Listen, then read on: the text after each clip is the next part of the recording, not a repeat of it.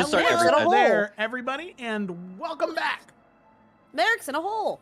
to the Crimson Court. Merrick is in a hole. That's where we're at.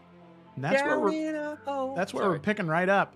I had to do some small changes to the overlay, and I was guessing just a little bit. So let me fix Merrick real quick. Because right now, Oh, no one saw my face reactions to that? Damn it.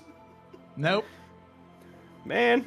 You're just a loading There you bar. go. Now you're a real boy. Go offline, start over. Okay, all right, and No. we're live. Okay, go do it right. Okay, hi everybody. Welcome back to Roll with Advantage. Very excited to be here for the next session, Chapter 4, Act 1 of the Crimson Court. As is tradition here in Roll with Advantage, Ryan actually will do the summary for us.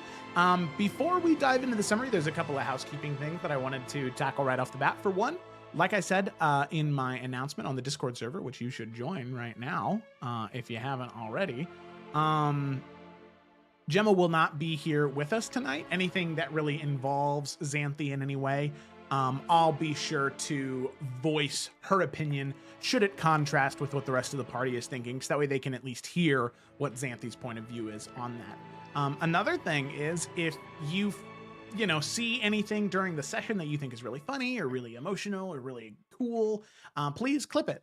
As I'm sure some of you have already seen, a lot of those clips have been going up on social media. I want to post one a day, because the way to break through that barrier to get more eyes on stuff is just to continue to post every single day, sometimes twice a day, in all honesty. So clip all you want. It's heavily encouraged, and I very, very, very much appreciate it.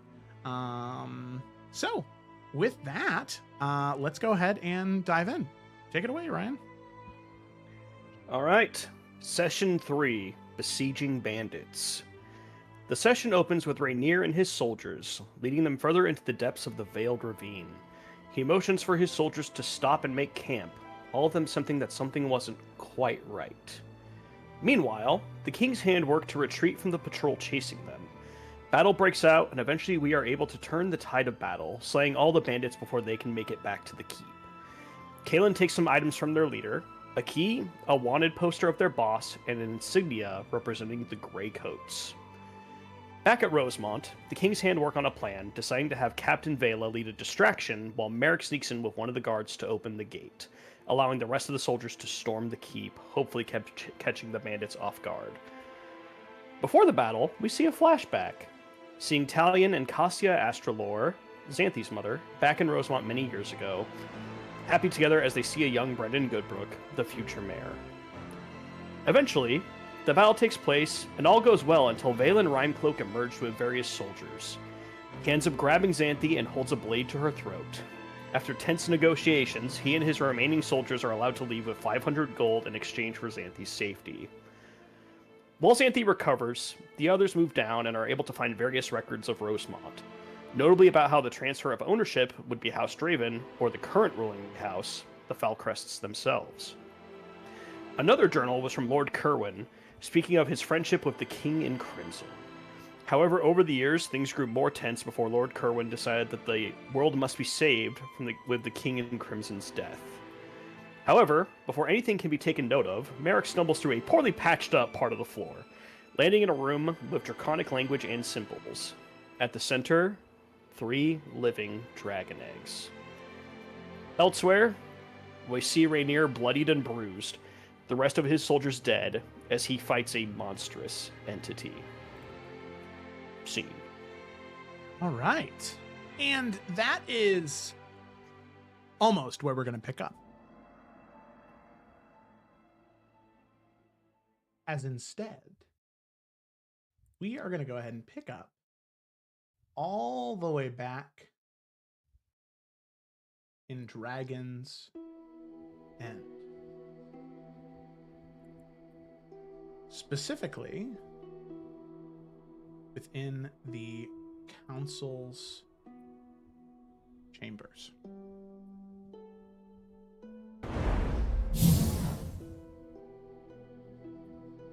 Oh no. Wait, sorry, Ryan, I want to make sure that you're a part of this. Not changed on the other overlay. Thanks. That was awesome. There we go. Okay. Still not there.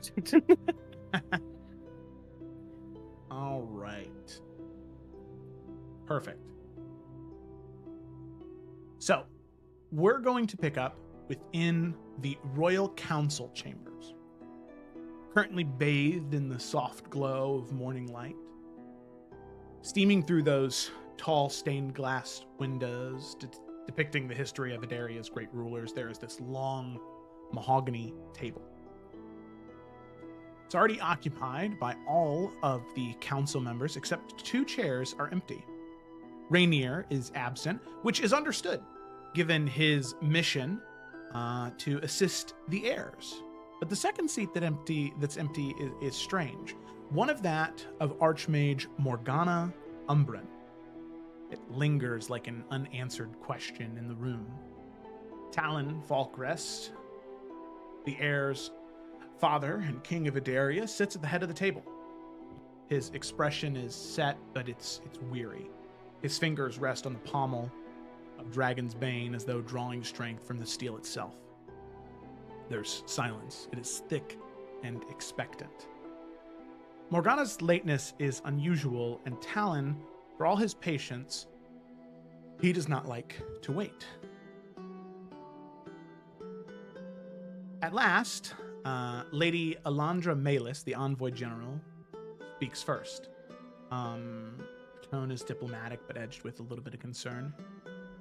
A council is called, and yet no word on what keeps our Archmage away? That is very much unlike her. Lord Gareth Thornfield, the Lord Regent, shifts in his seat, his gold-trimmed robes rustling, his talons drum against the wood, his voice deep and soothing. Perhaps she is merely delayed. We can afford here a few moments, but only a few. Talon exhales, adjusting his posture. We will begin without her. Time is not something I have the luxury of wasting. And with that, the standard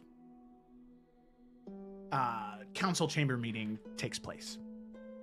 There are a few moments that specific things are talked about. The Nornathi raiding parties have begun to sail towards Mirios, their intent unknown. Maldaris continues to supply the city-state of Korthus with Drake-fire cannons, bolstering its own war machine. And allegedly, the Serpent's Grove, or individuals from it, have attacked western farmlands in the Thornfield territory. As the reports unfold, Talon's expression hardens, the tension visible. Eventually, Lady Alaris Eldrin, the Chancellor of the Treasury, lets out a quiet sigh, and she folds her hands over her emerald-trimmed leisure. War brews at every border. A king, if I may be so bold as to say, is only as strong as the gold in his coffers. And if this continues, ours will be bled dry. It might be time to speak to the Lady Paramount again, my king. And the conversation shifts in that moment. Going from just informing the king to, it almost feels like trying to maybe undermine him in certain ways from certain council members. As it starts to turn to speaking about the children, the heirs. Sir Davian Thallon, the spy master, speaks up and says, some of my agents hear the questioning of this endeavor to Rosemont and the King's Hand in general. Heirs with no experience sent into the wilds to govern? The people, my king, they whisper. The people. It's just what I hear. And what exactly do they say, Sir Davian? That it is folly. That, for example, Octavia Falkrest is hardly suited for the field, right out of Auchenvale, and even Edwin, for all his time within the Nornathi lands, he was never beyond the earshot of a god. The people believe, some lords and ladies, and even some common folk that have heard of the King's Hand, believe that this is an experiment that was meant to fail. Their words, my king, it's just what I have heard. Then Lady Alris. And if they fail, we not just risk reputation, but the stability of the kingdom, my king. The nobles will not forget it, nor will they trust any successor chosen in this way should their mission fail. You can see Talon's eyes sort of darken. Something that you kids have not seen very often, if at all for some of you. Merrick, you saw a very similar look in his eye long ago, after an event that transpired between you and Xanthi, that sort of aggressiveness almost. They will succeed. They will prove themselves, and they will show you and this kingdom why I chose them. And please, from now on, my lords and ladies, speak carefully when you question them. For one day, one of them will be your monarch. You are all dismissed. Council falls silent. And as he dismisses them, they all leave except one, Sir Davian Thalon, the spy master. He lingers, waiting in the room until the others have cleared before stepping forward. And he says, I apologize, my king, if I upset you. And Talon doesn't say anything, just raises his hand. But Sir Davian stands there expectantly, and Talon says, Yes, Sir Davian, what is it? I believe the clergy has found the one you asked about. Talon doesn't move. He doesn't react besides the slightest shift in his shoulders. One of the blood. There's a long pause. Well, what shall we do, my king? The scene slowly fades to black as we return to Merrick. Now, I just said that's me. that is you. So, Merrick, you are within the depths of Serwyn Keep in this strange place. And I'll go ahead and move all of us to the interior.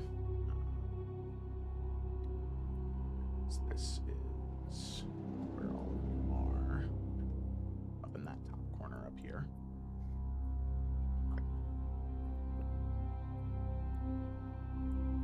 Now, Merrick, for you,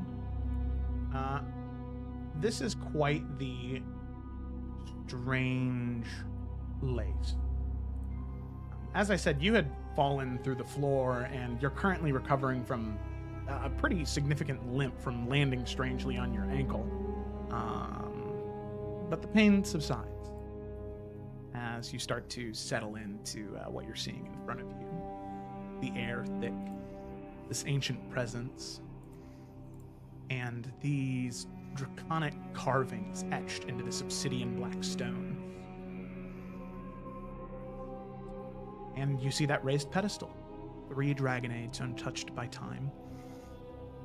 1 egg of emerald, this vibrant green, its veins of gold shimmer beneath the surface.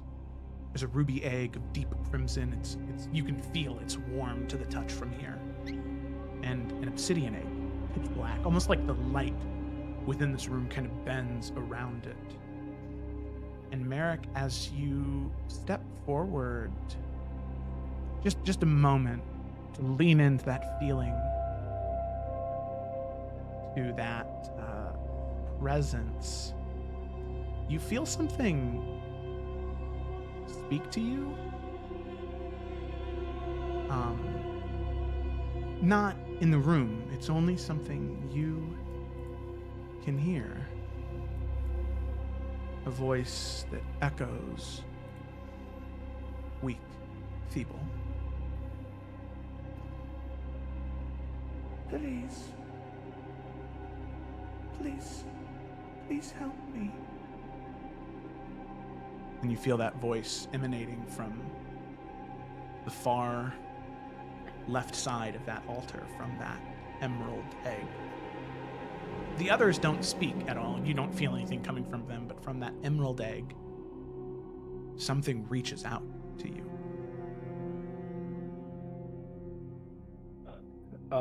Quick scene setting question. Yeah. So did Merrick just fall straight down, or was it almost kind of like a curve or like a little bit of a cliff to where like he fell and then moved kind of like to the side, or like does he look straight up and there's a hole and the siblings are looking down at him? Not quite just like a straight drop. It is a bit of a slant, but you can look up and you can see the light from the top. But it's just kind of barely bleeding in. Okay. First off, Merrick's going to cast Cure Wounds on himself because he's at 2 HP after the fight and the fall. So we're just going to do that real quick. Good call. Okay, Merrick's back up to full. So I love the new Cure Wounds. It's awesome. All right.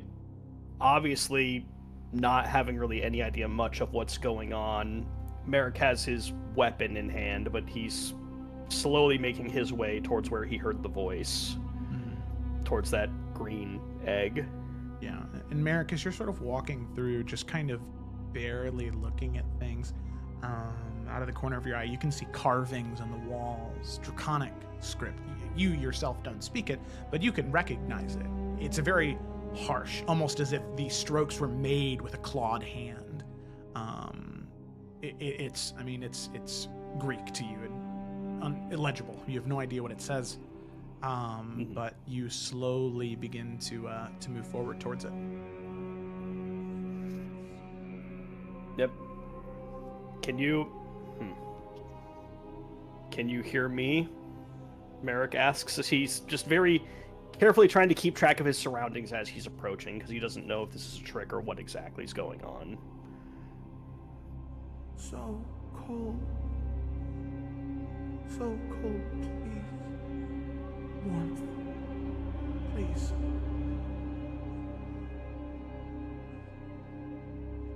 I assume Merrick reaches the egg, no problem. Mm-hmm. Yep, you do.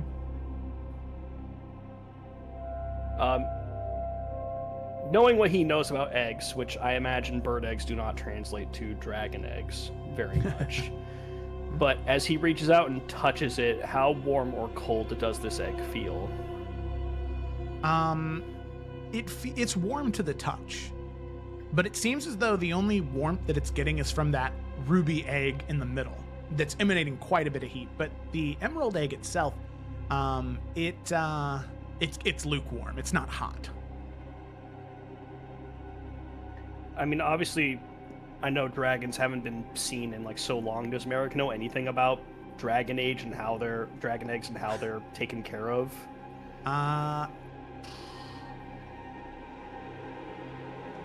Even just myth or legends, like did dragons sit on them like chickens, or make a history check with disadvantage, because it is kind of fair enough.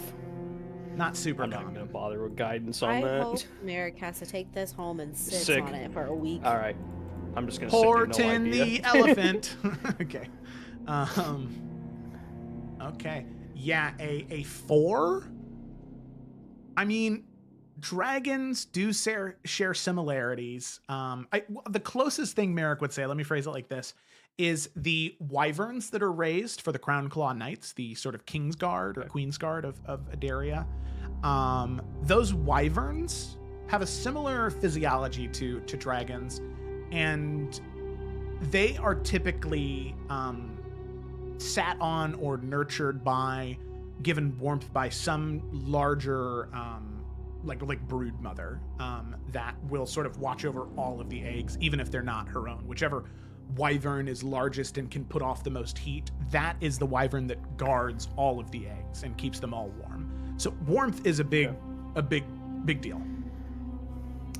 All right, I think Merrick's gonna take his fur kind of cape that he has, and he's gonna rest it on the ground, and then he's going to attempt to grab the egg and carefully lift it to place it on the fur before kind of trying to wrap it up to where it's more kind of insulated, for lack of a better word. Okay. Merrick, as you lift the one egg, I mean, it's heavy. I mean, probably 50 pounds in this one, like, football, American football. I mean, let me be specific here. American football-sized egg. Probably, like, 1.5 times as big as that. And you pick it up and set it down, and as you do, you hear this, like, click when you pick it up and remove it from the altar. Glancing over at the altar, does Merrick notice any sort of a pressure switch or something like that? Make an investigation check. Can I That also I add? rolled guidance on. I know this is going. This is a moment, but can we not see this going on? I definitely feel like Edwin would have been like, "Merrick, are you okay?" Right. Like yelling down, trying to see what's going on. Can we see him? You can't see him. You can hear Merrick's footfalls, and I'm sure Merrick would have said, "I'm okay," after he fell down. But you can't see him at all right now. You can just kind of see the floor where he landed. Yeah, I think that's what Ryan was kind of asking earlier with, like, how he fell. If it was, like, at an angle, which if we were looking down, would we see where he goes? I'm just assuming, right, Ryan? Yeah. Okay. He didn't want us to know about So his I got eggs. Yo, man, he's confused right now. There's a I got a 13 total. 13 total, okay. So yeah, Merrick, as you're looking around the altar, sort of like peeking underneath it, trying to look behind it without moving too much now, you don't even know where that click came from. You really don't have a good idea. As far as you can tell, it doesn't seem like there's any trap mechanism here that will like spit something out at you or shoot arrows or anything like that. You don't see anything. But you did hear something. After wrapping up the egg, has it said anything else? Yeah, as you sort of set the egg down and then begin to wrap it up, you do hear something, and you hear one sort of final, as if the voice is kind of drifting off into sleep now. Warmth. Thank you.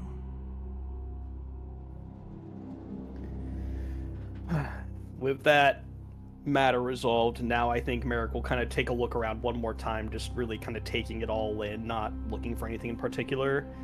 But then he'll try to make his way back over to the hole to see if to try and hear his siblings and communicate. Yeah. So yeah, I guess at that point, as Merrick finally does make his way back to the hole, who would have been right at the edge there, ready to hear from him or try and help him up? Barry! Hello? I don't have rope. Does anyone else at the top have rope? I feel like we would have tried to at least get something. Okay, cool. Does Xanthi have rope? Does Xanthi have rope? Hold on. Yeah, you got. Have rope. You got. I you have got a magic? book, ink, an ink pen, a lamp, Okay, yeah. oil. Okay. Xanthi has rope. Oh, Xanthi has good. rope. Okay, cool. Thanks, Xanthi. Oh, I do! I have rope. Oh, Oh, nice. Tie them together. Found hell yeah. it. So at this point we can see Merrick. He's like walked over holding something covered by a jacket. Yep. Or a cloak. Thank God you're okay. Here. And we're gonna pass down the rope that's tied off to something sturdy behind us. All right, Xanthi. hang on. Xanthi got that 16 strength. She's strong. Yeah. Yeah, Wait, you how- can see Xanthi. She'll move over to the to one of the side walls where there's a couple of like bolted on like iron sconces, and she'll tie it off on both of those, and then sort of pull it at the ends. That way, it's like tethered down. Can we And see him holding something? Huh? Can we see him holding something?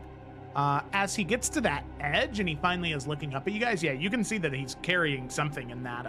Well, how is Merrick kind of carrying the jacket? Is he like holding it like a baby or like a sack of potatoes? I mean, it is 50 pounds, so I imagine it is kind of holding close to his chest, because... Like Monster Hunter. Sure. No, not like that. I'd kill my arms. Because obviously Merrick is like a grown adult. Like, he can carry 50 pounds, but it's not comfy. It's not, awesome. All right, hang on a second. Merrick will take the rope once it reaches down, and he will tie it very securely to the bundle first. Be careful lifting this up. I'm not coming up alone. What is it? Not here. Edwin looks to the... I don't know what that means, but we do need to get him out of there. All right. While they work on that, Merrick heads back to where the other eggs are. Okay. Wait, where are you going? Already gone. So yeah, Merrick, you head back to where the other 2 eggs are. As you get to the altar, the rest of you have pulled that cape up. So when Merrick decides what he's going to do with the other 2 eggs, that's the point when you guys could, if any of you are curious, you could open the thing and see what's in there. But we'll get back to what you guys are going to do in a second. So Merrick, you approach the altar. What are you doing? He's going to take his pack off and going to kind of consolidate everything as much as he can.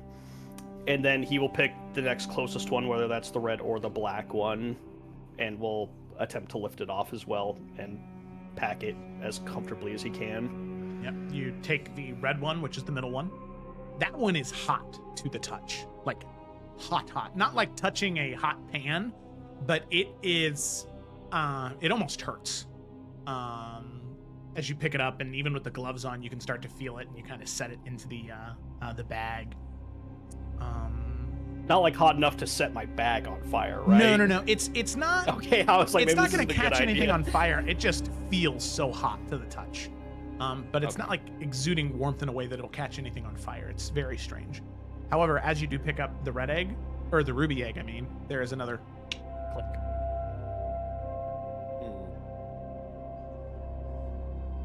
And what's your passive perception, actually? Now that I...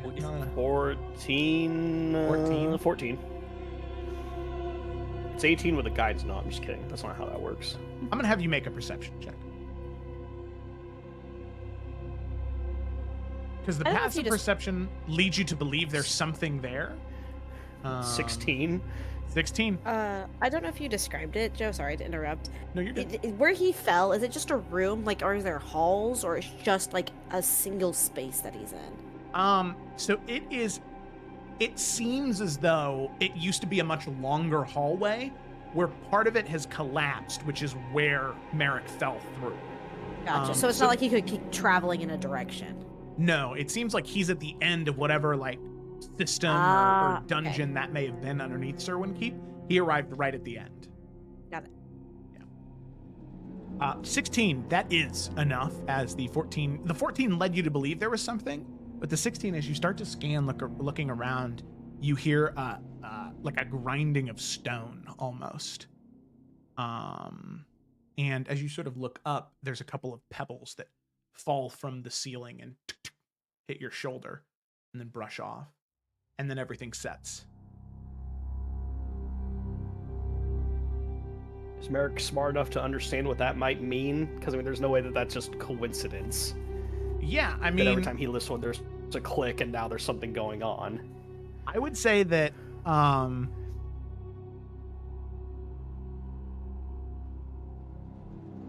would say if Ryan has any idea, Merrick has an idea, but if Ryan doesn't exactly know, then I would say Merrick doesn't exactly know. I mean, it seems like taking the third one might cause some, perhaps some support systems in the ceiling to collapse, killing anyone trying to take the eggs, potentially. But there's no way for me to know that, but that's the fear. That's your opinion. Or that is my opinion. Thank you. I feel acknowledged. Merrick is going to head back to see if the rope is back down for him now. Yep. So as Merrick, you're heading back, the rest of you have pulled the cloak up and have untied it and lowered the rope back down. Are any of you guys opening the Absolutely. Yeah, he didn't tell us not to look. I mean, Oh, yeah. also the thing He is, did like, say not here, but yeah. It's We don't it's know just what that a means. cloak. It's not like it's in a bag, right? Not So as soon as here. we untie things, things are gonna jostle around and probably just fall off anyways, or slide Oh off. man, I'm a You're saying ranger. it was I'm a an ranger. I got accident? knots. Oh, no, we got Caitlin's it. opening it. Okay, yeah. So she's- Edwin grabs the rope while they're doing whatever to go throw it down. So yeah, Edwin, you throw it down. Kaylin, as you open it, I mean, you can see it very clearly. This isn't.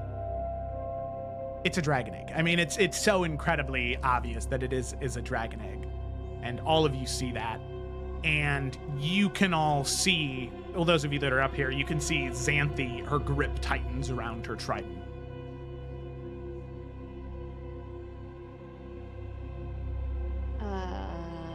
Just the rope down. What the fuck? What is it? The dragon egg. No, that can't be. That's Edwin. And she that's- opens the bag so he can see the cloak. not. Holy shit. Merrick, we need to hurry up and we need to leave now. Merrick! I'm on the rope. At that point, Merrick, you're tying off the. Well, are you going Well, this up one, yourself? This one, he's carrying the bag and Merrick's holding on. He's hoping that the four of them combined can carry Merrick plus 50 extra pounds. If not, then we can do this in 2 trips, I guess. Okay. But Xanthi's strong. All right, yeah, Xanthi's easily able to carry you up, and it takes a little bit, but you're able to get up to the top and sort of crawl your way out with the other egg in your bag.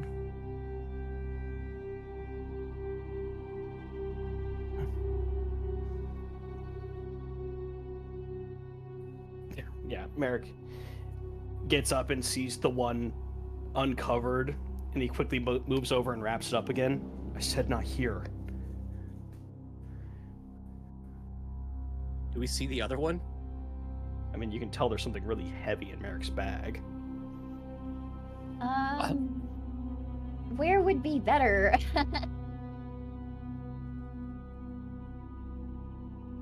We're not bringing that into public. There wouldn't happen to be another one in your bag, would there? That's just... You found some other cool things down there? There's a third one down there, too. We can't just leave it here. By the gods. It's connected to some sort of a trap. Well... We should get rid of them, right? We should... They can't... We should destroy them. I agree with Edwin. They should be destroyed. Immediately. Yeah. Well, wait a second. Wait a second. Yes, so wait a second. We don't know what happens when we try to break a dragon egg. We don't know what's in there. By trying to break it, I mean, they could already be formed in there. We could let them loose by doing so. And clearly there's a reason why they're here. And we should take them where someone can study them and figure out what's going on. I mean, these are the first dragon eggs in how long? If They're we ready to destroy hatch them now. if we destroy them now, we could be losing out on who knows what kind of information. I mean, why are they here? Who put them here? Based off what the book said, I think this was a backup plan. Like an emergency button. Emergency for what? The King in Crimson.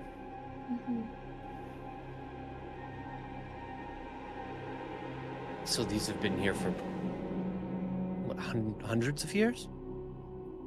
Well, I don't think the bandits put them here.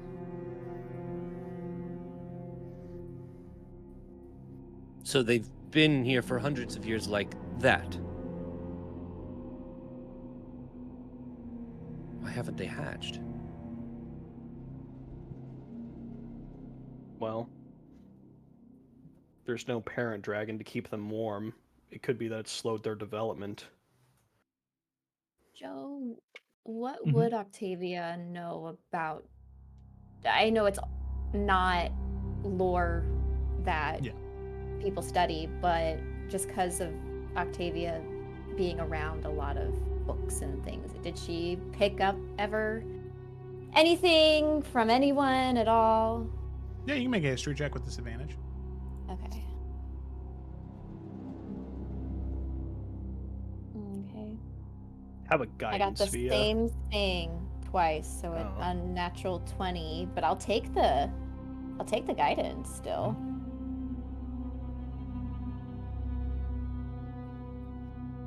So a 22. Okay. 22. Even with a 22, the vast majority of what you can recall is the history of the dragon's triarchy, and the chromatic breakdown of those dragons. The red dragon, black dragon, and green dragon, and the different areas that they controlled, the sort of lowlands of the black dragon, the serpent's grove of the green, and everything north of that up to where modern day Maldaris is, was the red dragon. However, I would say that in any text about those creatures, they were described as red, green, and black. Their scales had no luminescence or shine to them. In fact, it was always talked about as darker, more drab, more muted colors. Whereas these ones, these eggs, they shimmer, they shine. There is a almost like a gem-like quality to the scales of the eggs. So that Via, I would say that'd be about all you would get. There's not too many books or information on the physiology and sort of like birth patterns and hatch patterns of dragons. It's just not something that's been studied ever in Adaria. Yeah. Well, she'll bring up the dragon's triarchy and the difference she's seeing with the emerald one, but we haven't seen what the color of the other two are yet, so Via will look to Merrick and say, what were the others' colors, Merrick? The one that I was able to bring up was a ruby red, the other's like an obsidian black. The same colors. I noticed that too. Maybe we should talk to Dad about this and not remove them. What if we don't remove them? Someone else could come along and find them. Well, we can secure this place. No one needs to know that they're here until Dad gets here, but I don't know, there's something weird going on. Morgana wanted books about the dragon's triarchy before, literally, the last thing I did for her before I stopped and became part of the hand. It was weird. And Uncle, we encountered those drakes.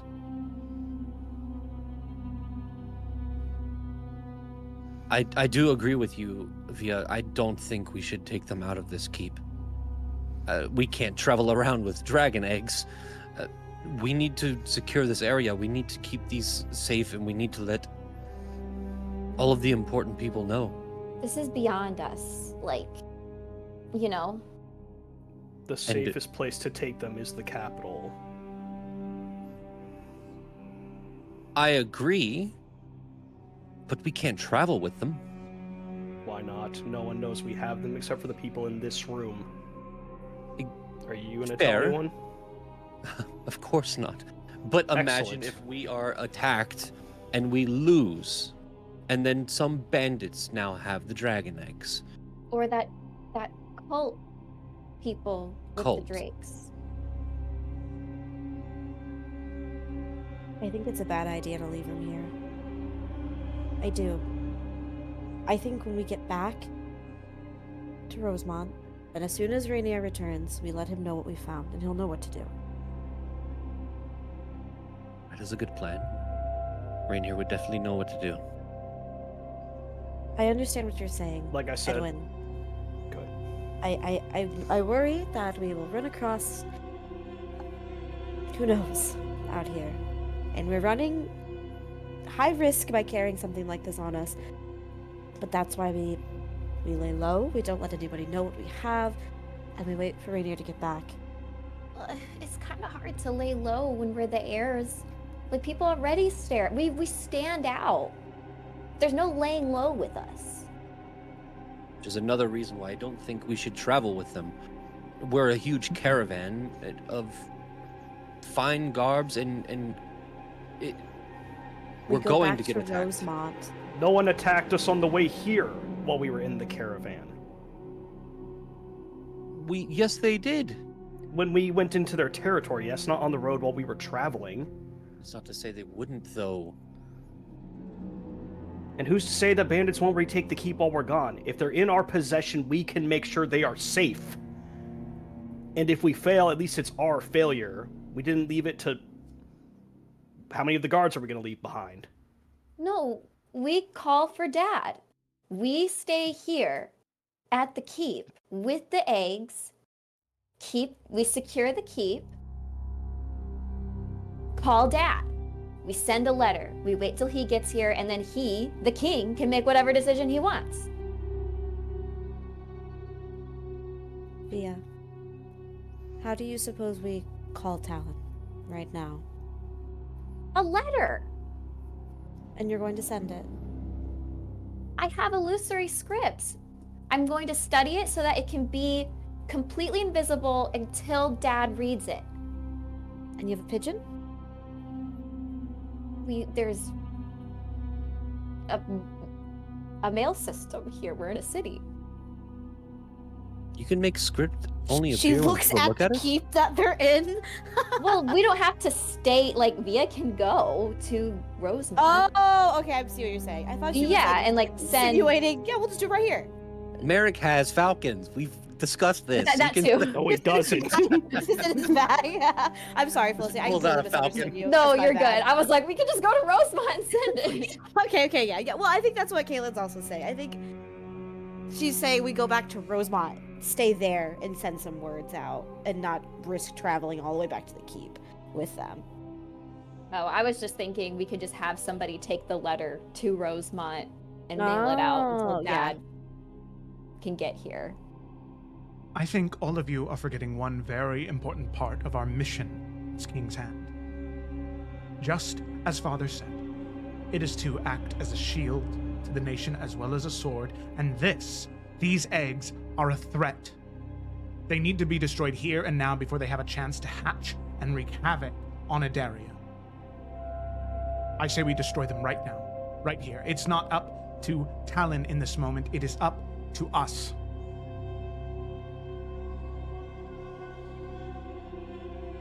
Like Kaylin said, we don't know what will happen if we try to destroy them. Are you well read on dragons? No.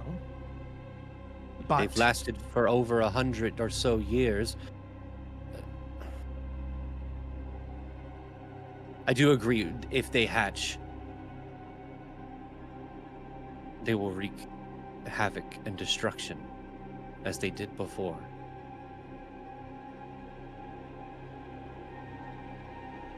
We can round the clock watch them. So if something changes, someone act. You know. All right. Let's find a middle ground. Via, why don't I go back with you to Rosemont and we can write a letter? We can see if Talon can get that in a timely manner and get his thoughts on the matter. But I think we need a way to, as you say, if you have this illusionary script, we need to make sure that this letter doesn't fall into the wrong hands as it's traveling, because this is very important information. I don't know if we can come up with some type of way to hide what we're actually saying, but only Talon understands, but we can work together on something. And the rest of you stay here.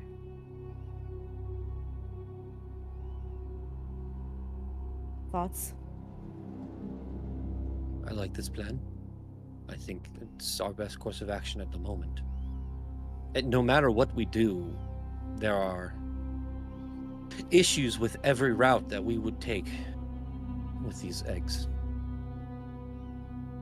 Unless we want to band together and try to make our way all back to Rosemont as one. But if we leave here, we take them with us. We didn't come up Yeah. here with a caravan, right? We just walked here.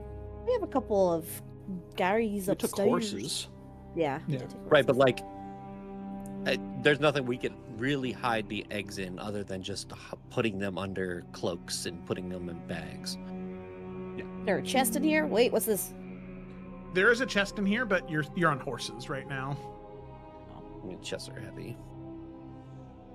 You could drag the Yeah. chest behind the horse, but Yeah, that doesn't say rob me. What? Sorry, what was the captain's name again? Vela. Bela. All of us could stay here. We could write the letter and send it with Vela.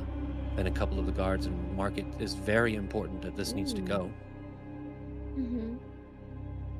I'm fine with that. And while that happens, we can discuss on what our next steps will be. All right. Can we at least agree on that? Looking to Merrick and Xanthi, who haven't. Sure.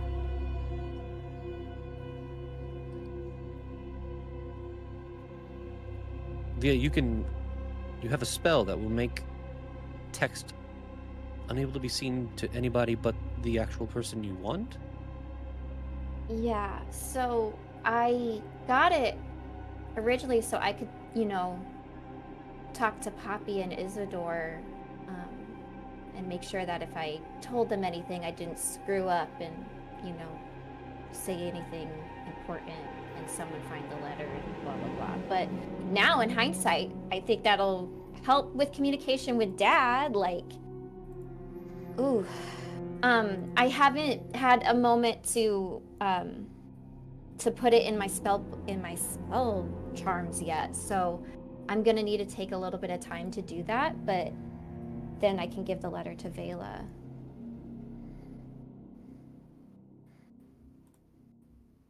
Do we trust her enough to let her know? I would No. not. I agree. Okay. Well, Via, if Yeah, let start me taking the time. let me get going on this. Merrick, do And we try to she'll- get the last one out? I do not recommend that. Sorry, Felicity. Didn't mean to cut you off. No, you're good. I was just gonna say Via will go to one of the more private spaces, since there's 50 rooms down here, and start to study illusory script. Does that take an hour, Joe? Is it an hour per spell? Yeah. Okay, yeah. So that should be an hour. It's a first level spell. So Really quickly, Mhm. didn't you mention that there was whispering and shadows and stuff, or was that something I'm just He did misremembering? not. No, it was part of the track. It felt so strange. It felt very odd. It felt like there were whispers. It Oh, felt okay, like there okay, were things. yeah, okay. That was at the end of last session. Okay, cool. Because okay. I'm just making sure it wasn't real because I'm like, Via, maybe just don't go too far because apparently there's ghosts. Maybe I don't know.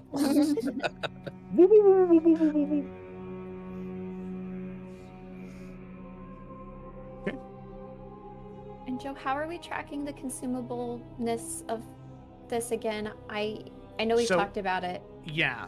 So you purchased with the gold you were given a certain amount of materials worth of gold. So you would remove 100 gold worth of materials for transcribing spells. Okay. Yeah, because you have to buy the materials and then you can use the materials to transcribe. I need to figure out how to track that for myself. Okay, continue. I'll figure it out. I would probably do a custom item that has like material for transcribing with the number in brackets, and then just whenever you transcribe a spell, remove from that number in brackets. Okay. I don't think I tracked how much I purchased. I think you bought. I think you bought 300. I want to say Okay. because you guys were each given 500, right? Mm-hmm. Yeah. Yeah. Okay. So two I first level will- spells and 300 worth of materials. Perfect. I will make this. Thank you. Oh, while Via's transcribing. While she's doing that, what should our next steps be? Real quick, Merrick, as Edwin asked that, did you describe the chamber that you were in to everybody, or did you mainly focus on the dragon eggs? I mean, he mainly focused on the dragon eggs for sure, but he talked about just seeing draconic imagery and, writing. But since it doesn't mean anything to him, he didn't describe any of the letters because no one here speaks draconic, right? Nope. Not I. So yeah. Xanthi I mean, other than does. being vague at these, what? Xanthi does? Xanthi Mhm. does. What? Well, Why? Never mind. Did Don't she answer keep that information from us? I feel like we've come across Draconic already. Yeah, wait, is this new? Uh, Oh, It's maybe new to she was us. just keeping Damn, it. Gemma, new- Gemma's over there going, "Why did you tell them that?"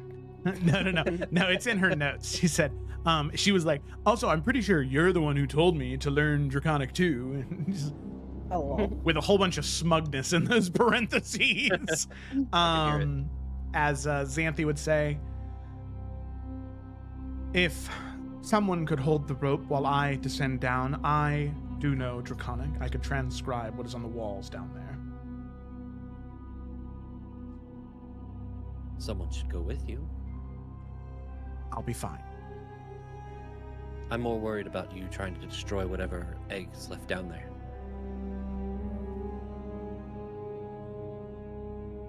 Merrick, you believe that if that egg is removed or moved at all, the chamber will collapse. Is that correct? Yes. Edwin, do you think I would be so inclined to invite my own demise? No. I trust you. Very well, then hold the rope. As she goes down to begin to descend down. Love you too. Yes. Inside check. No, I'm just kidding. It's a lie. She descends down. Okay. Can I ask one more question before we get into the good stuff? Mhm. Because it's a boring question. It's just how wizards work. So for wizards, if I have a spell that I can ritual cast, I don't need to have it prepared as long as I take the time to cast it as a ritual, correct? I don't know if that is still the rule in 1D&D. That's Okay, what it I was will in, look that up then. Yeah, that's what it was in 5e. I will look this up.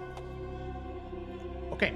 And then I believe as Xanthi went down, there was a question that somebody asked right before she, where I said that she knew Draconic.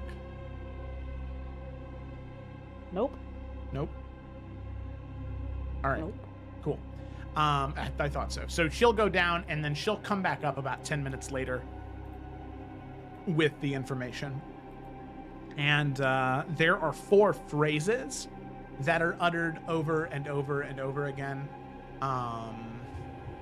And then there are a sort of string of numbers that's pretty consistently seen throughout the entirety of the area. And I'll go ahead and post those in the chat.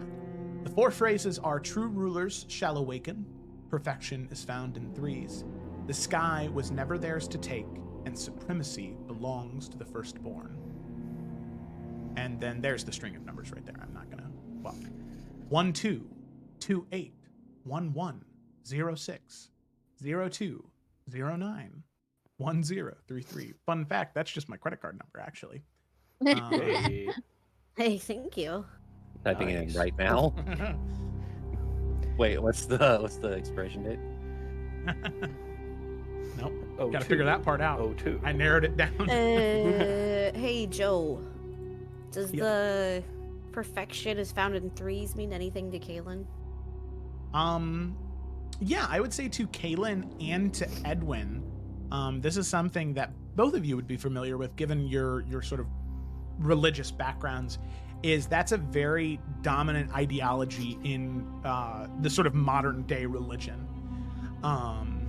The doctrine of the threefold harmony, pretty much stating that in the gods of the Zakari and of all of the churches that exist within Illica, as far as either of you are familiar or aware, there's never only just one god, because one god will become corrupted.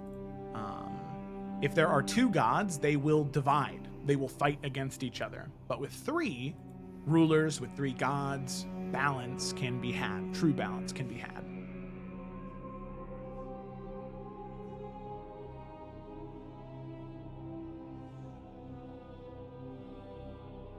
I'm assuming the numbers don't mean anything to us Yeah, no clue. at the moment. Just a string of numbers.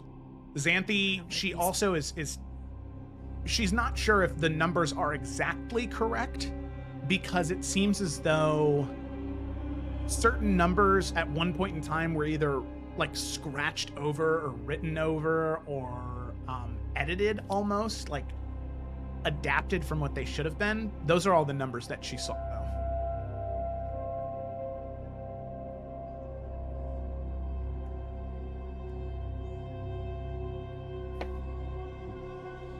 Merrick would also empty out what he can from his bag to get the green egg in there with the red as well. Okay, yeah. That's a weight Also giving training it more backpack. warmth. Yeah. Yeah, 100 man. pound He's a back. ranger. Ooh, He prepared. my back hurts just thinking about it. All right. So, unless there's, oh, that was what the question was. Edwin said, "What now?" Oh yeah, I did. Because as of right now, there's still one thing that you guys have to figure out, which is the entire reason you came here.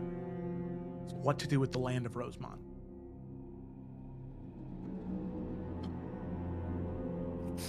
That's become kind of a moot point, but we'll figure that out too right now.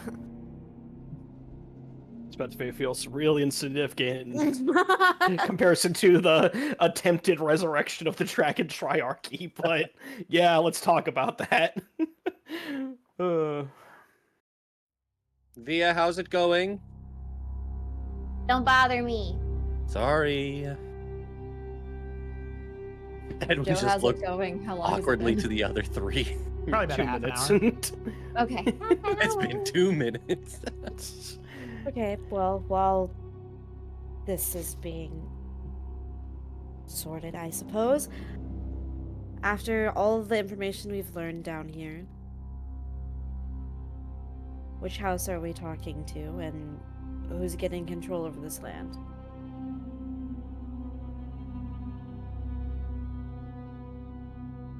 I can't Well, believe I we really have to just- actually still think about that right now. Sorry, Merrick. No, you're fine. Technically, it goes to us. We just need to decide what we want to do with it.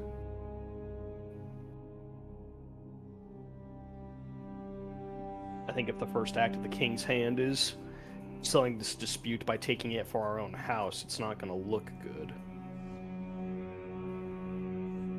You simple- No, but I think it's also precautionary for us and the future of this place if we install some type of vassal of ours to watch over things, to make sure whatever decision we come to is upheld and no one loses any more sons. I do like that idea.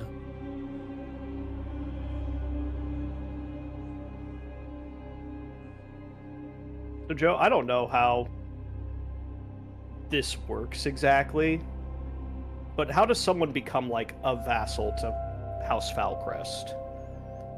Like, how specifically does that work? I wish I could give you a specific answer. Most of it is inherited from previous rulers or previous ideologies or previous edicts issued by previous monarchs. A lot of the houses. Oh my goodness! Thank you, Furby, for the 5 gifted subs. Thank you so much. Furby. Oh my goodness. Most of what you have seen or read before is that it's like I said, it's all inherited, right?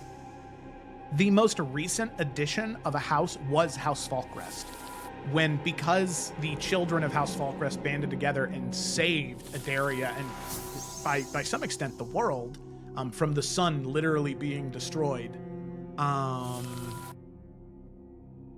House Draven, Alistair Draven, made House Falcrest a noble house, and thus it became the 6 kingdoms of Adaria as opposed to the 5. So could we not just appoint somebody to, like, I'm sure if we talk to Talon, like, can he not appoint somebody who's close to both houses to come in and just kind of oversee things, like next to the mayor, just to make sure people are being fair and upholding the decree that we make? Yeah, I mean, the thing is whatever decree you make, you could send somebody here just to make sure that it's enforced, right? To place guards here and, have some type of law enforcement. However, when it is decided, it becomes the king's law, and then to violate the king's law is treason. Okay. And then that's a high crime, and you can be executed or sent to the abyssal hold. Okay, so we don't really have to worry about keeping an eye out, because if they don't. I really don't think Rosemont is worth upsetting, worth being accused of high treason over. Forgive me. It seems like a nice place, but... The only thing you have to worry about then would be the sort of political ramifications. They might not declare the land as their own and go against the king's word, but they might do other things that, they can do to not exactly work with what the king's laws are. Cool. That was very helpful. I know you said you didn't know how to specifically answer, but that was very helpful for getting like a lay of the land, so thank you for that. No, for sure. If we want this to go as smooth as possible, in my opinion, I think it should go to House Astralore. They have the closest connections to House Falcrest. Directly, at least.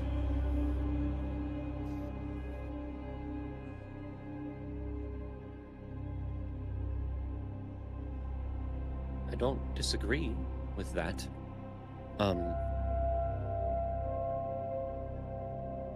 No, really, I can't find a disagreement. I think that Astralore is fine. I also agree. I don't have a problem with that. However, I think when we go to put this in action, we also need to make sure that Riverwar or Thornfield, they still have access to this land, right? It is between the 2 houses that something beneficial is coming about. Astralore knows how to brew potions and craft from the materials that are grown, but it is those that belong to House Thornfield that know how to grow it. And if they're no longer allowed to utilize the land, then nothing is coming from this agreement. So, yes, I agree. House Astralore has a closer connection to the throne. Let us reward them by giving the land to them in name, but with the caveat that they should still allow those of House Thornfield and those beneath it to utilize the land to grow. I think that is fair. Well, not so much should, as much as will. I like the way you think. We do think similarly sometimes. Hardly.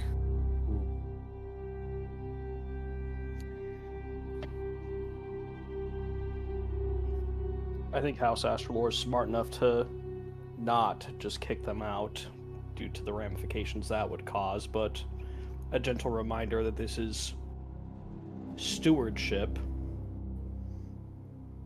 and that decisions can be changed. It's not a bad thing to remind them of. Great. Well, it is settled. We give the land to Astralore, tell them to play nice with Thornfield, and allow them both to continue on their ways, and we figure out now what to do with the dragon eggs? Oh, yes, those.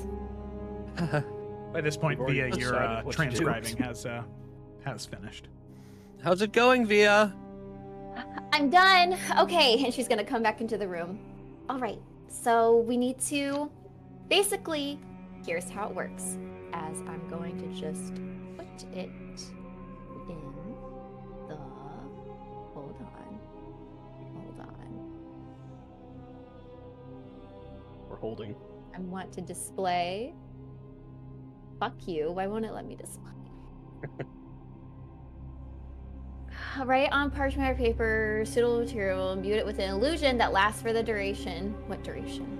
10 days. Okay. That should be fine. Yeah. To you and any creatures you designate when you cast a spell, the writing appears normal, seems to be written in your hand, and conveys whatever meaning you intend when you wrote the text. To all others, the writing appears as if it were written in an unknown or magical script that is unintelligible. Alternatively, the illusion can alter the meaning, handwriting, and language of the text, though the language must be one you know. If the spell is dispelled, the original script and the illusion both disappear. That's good. Oh, that's nice. Yeah, a creature that has true sight can read the hidden message. So that's really the only. Yeah. Honestly, That's a good yeah. fail-safe, though. You know? Yeah.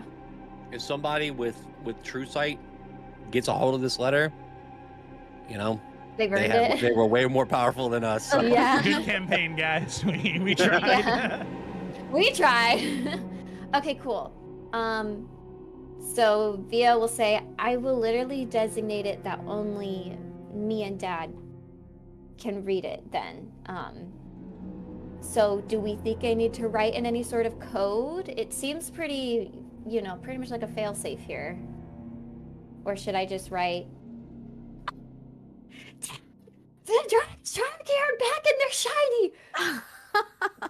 Well, don't Probably phrase not it like exactly that. that. Yeah. No, you don't think so? Okay. Did you and Dad have some sort of secret language you spoke, or I haven't been around. What? You seem to go out to lunch with Dad all the time, And we speak in common, believe it or not. I didn't mean that. Never mind. Write it Look. in common. Just write out what's going on. If it won't be visible until Dad sees it, Okay. then I don't think we need to worry about code.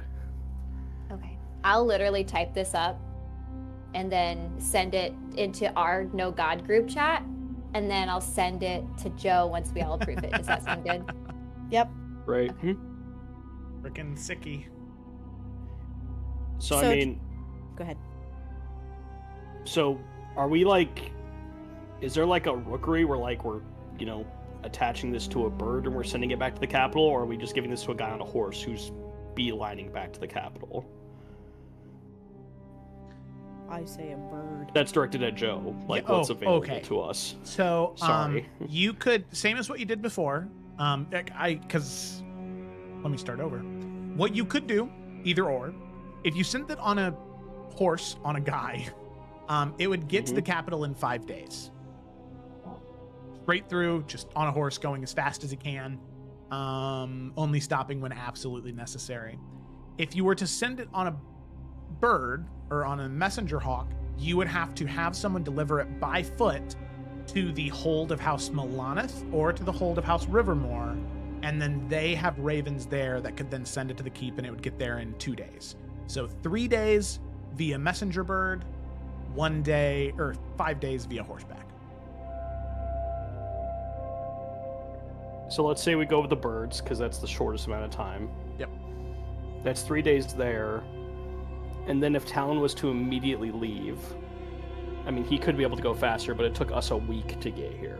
It's the king. It would take about the same time, maybe longer, honestly, because he has to move with a fairly mighty host because he has messengers and mages who can send us something via sending. Like, we'll probably get a response as to what to do rather than him coming.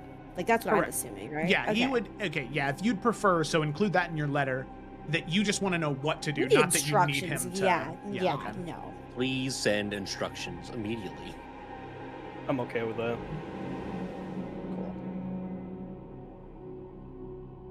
But in the meantime, what do we think of fam? Are we staying here? Are we taking the risk to go back to Rosemont?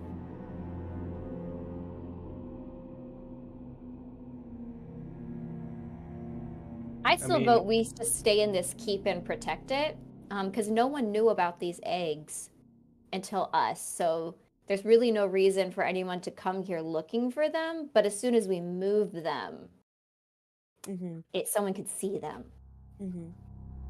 People will get suspicious, though, about what we're doing here for like 10 days straight, though. That is going to happen. Yeah. I'm just voicing it out loud, that's all. But will they assume there's dragon eggs? They might be like, I don't think they'll assume that either way, even if we go back to Rosemont. I doubt they'll be like, wait a minute.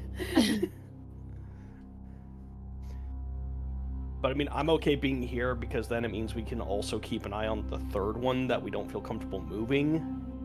Yeah, that's true. But we are going to have to send people back to Rosemont at some point to talk to the heads of the house because we did call for them to come see us. We can't ignore them for a week and a half. And I will say at this point, now there is a set of doors into this room. I'm assuming that as soon as you guys pull out the dragon eggs, you shut those. Oh yeah, yeah, we wide open. I hope so. You do hear a hey, knock come see this on that door of Captain Vela, who says, "King's Hand, are you in there?" Yes. And you can see she goes to open the door. I mean, the eggs are in Merrick's bag, so. Edwin immediately, like, kind of saunters over to the door before it gets opened, and kind of like, as the door's halfway open, he's right there, and he's like, "Can we help you?" Yes, my prince. It has been about an hour that you've been within the depths of Sowen Keep. Have you found what you were looking for? Or... Has it really been an hour? And then some, yes. About an hour and a half. Time flies when you're having fun. Yes, we found what we're looking for. We're reviewing the documents as we speak. We will be up shortly. Very good. I will inform you, my prince. I just received word from the mayor. Sir Balric, Lord Balric, as well as not Lord Melanith, but a Sir Otis, a vassal of House Melanith. They have arrived in Rosemont, and they're hoping to speak to you before the day is out. They're here already. Yes, they came as soon as they received word from the King's Hand. Wow. We will be out within the next 10 minutes, probably. We will then, we have something that we need you to do, but we'll be out soon. Everything is fine. Make a deception I check. promise. Make a deception check. Say that. Kaylin what's is she gonna do about it? literally like rubbing her temples right now. Also, if we're going back to Rosemont, we don't need her to do anything anymore. Oh, Kaylin is really rubbing her fucking temples. Oh, no! No. Oh. You see, she just kind of stares at you for a moment, and she whispers very low, "Is there someone in the room with you, Prince?" No, Captain. It's just us. There is much to discuss. Just Just give us a couple minutes, please.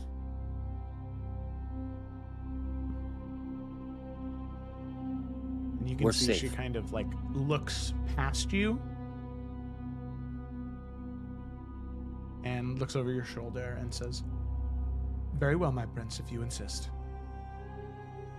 Me and the rest of the soldiers will be waiting above for you when you finish your discussions." Thank you. And she'll bow and shut the door and away. Edwin turns around immediately. Well, that went well. No. Oh, Didn't. no. What do you... I feel like that went as well as it could have been. Have you ever told a lie in your entire life? Not well. See, he just told the truth right there. Wow. I am more of a truth kind of person. Okay, we have 10 minutes. What are we doing? We have to leave. Leave the dragon eggs here for now. Yes? What I think No.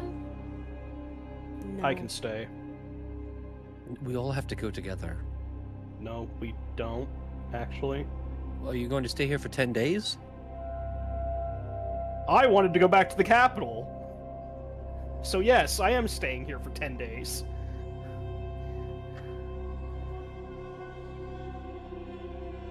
Merrick, you can't stay here. We have to talk to the lords, the vassals. 4 of the 5 is just good enough for the king's hand. And what if someone stumbles upon the place? Oh, but what do you want from me? I think that Fine. we should... Stay here. Kaylin's leaving. Great. Okay.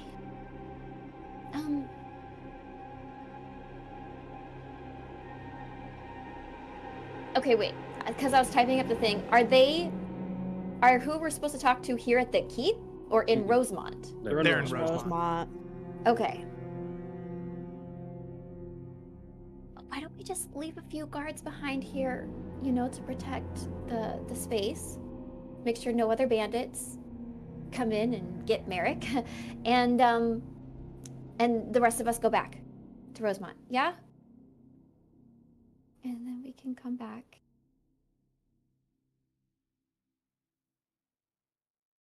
Okay. And shift. But we need to come back as soon as possible. I don't... Look, Barry's right. Like, we cannot all leave these eggs. What if Xanthi stays back with you, Merrick? Does Xanthi want to do that? That's more of a Joe question than a Xanthi question. I don't know if Gemma wants to be part of the... I kind of vibe with Xanthi would want to be at these negotiations, but maybe I'm mistaken about that. Yeah, Xanthi would be pretty adamant about being seen, especially because the less of the king's hand that's here, the more suspicion it draws to what exactly is in the keep.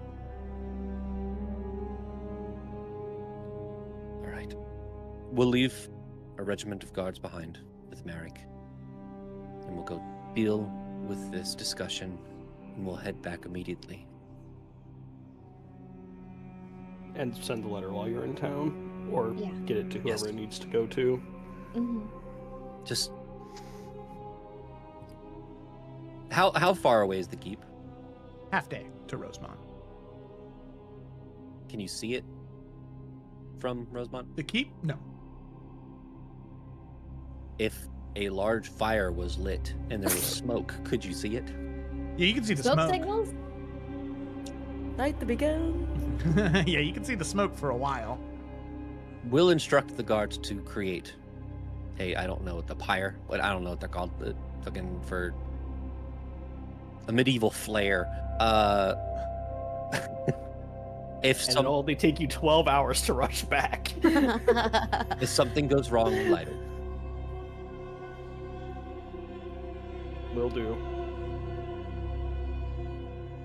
Don't try to get the other egg.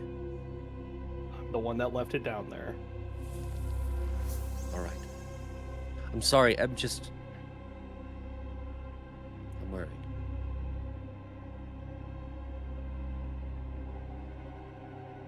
Look, we gotta go. Kaylin's literally out the door. She'll be fine. But yes, we do She'll be have to fine. go. I'm going after her then. No, I'm coming. Just calm down. Merrick, please stay safe. We'll be back as soon as possible. Don't get eaten by dragons or something. I don't know. Just go, Edwin. Yeah. All right. And Edwin goes to leave with Via. Okay, sounds good. As the four of you leave the keep, it is just beginning to rain. It's about 9 a.m. right now on September the 9th. Is that correct, Kayla? Yes, you are cool. correct. Nice. I just wanted to be sure before I started spouting off misinformation. I'm the keeper of time. Ironic, all things with Nalthian considered, honestly. But yeah, so all of you mount up, and as you're mounting up, sort of pulling your hoods up as it's raining, Captain Vela, she looks to all of you mounting up and sees Merrick and says, "So, is Prince Merrick staying behind, then?" Yes. He'll be fine. We're gonna have half of you stay here to guard the place. The rest will come with us. And the 5 are supposed to stay up here, correct? Not go down below the keep. Correct. Is there anything any of you wish to share for your safety or for Merrick's?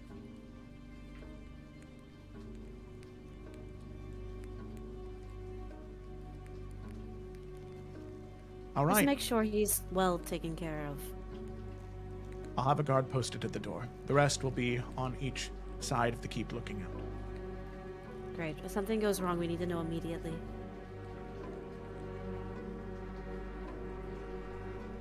Well, with this rain, we'll try a signal fire, but no promises there. We'll leave some of the horses behind so they can rush to Rosemont should it be necessary.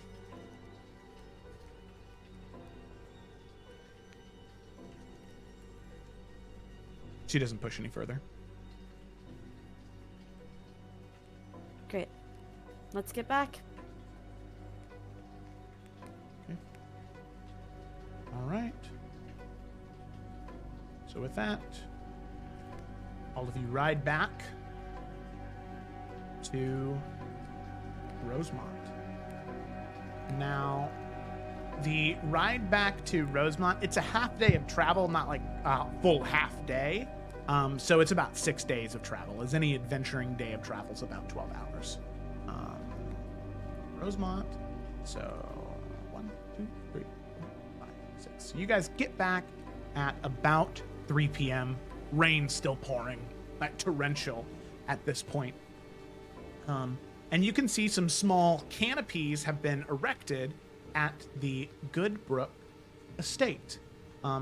Canopies on opposite sides of the estate, with 2 camps. That of one belonging to House Rivermore and the other belonging to the soldiers of Sir Otis of a vassal of the Lord of House Milaneth. You can see as the King's Hand with Captain Vela, as all of you re-enter the Goodbrook estate, you can see Brendan is there to greet all of you, as he says, "Well, my princes and princesses, I'm very happy that you've come back. As you can see, well, things have grown quite a bit since you've been gone this morning. As you can see, On each one of these camps, there is about 30 bannermen with each lord. So there are 60 soldiers now within Rosemont, all kind of cramped together under these tents. There are horses off to the side, not all of them mounted, but still a large force to be within this small village. And you can see two individuals beginning to make their way towards the group, the two lords. As you see,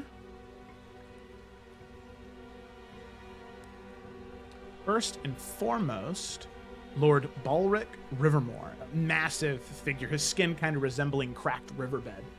These veins of faint blue luminescence pulsing through those deep ridges. And you can see that he wears a heavy dark cloak of green and steel gray. It's draped over this weathered plate armor. And you can see his pauldrons, they're almost like carved and shaped and enameled to look like rolling rivers through hills. And you can see House Rivermore's banners and tents in whites, blues, and greens with a flowing river through fertile fields. The troops are strong, broad-shouldered. I mean, they're soldiers that look like they've worked on a farm all their lives, built like the earth itself. As Lord Balric approaches, which, let me go ahead and share, the Earth Genasi, Lord Balric. Change ownership to Observer.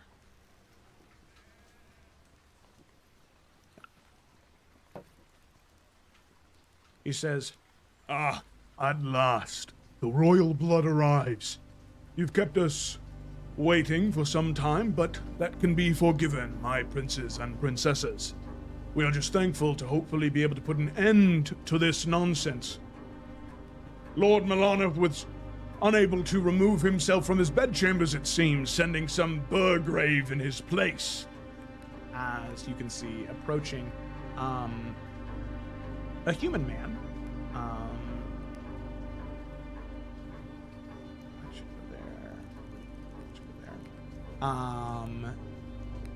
As you can see this human man approaching, this grizzled veteran, dark sun-hardened skin, a strong jawline, well-trimmed facial hair in grays and whites and blacks. His posture is precise and rigid as he approaches, and you can see he wears deep blues and purples, and emblazoned on the breast of his surcoat is an antelope embroidered in silver, the crest of his house.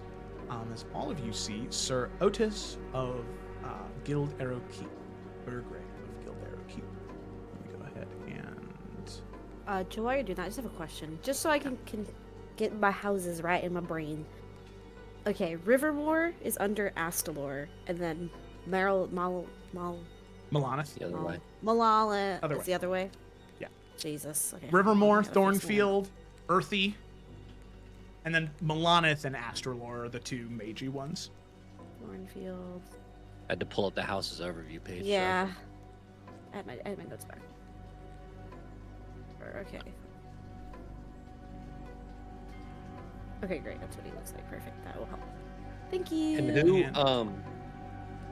really quick, who owned Rosemont before? Who was the ones that gave it to the crown? House Serwyn. Sir. Oh yeah, Serwyn Keep. And you can see Otis as he approaches, his bannerman behind him, wearing the deep blues and purples, the symbol of the antelope.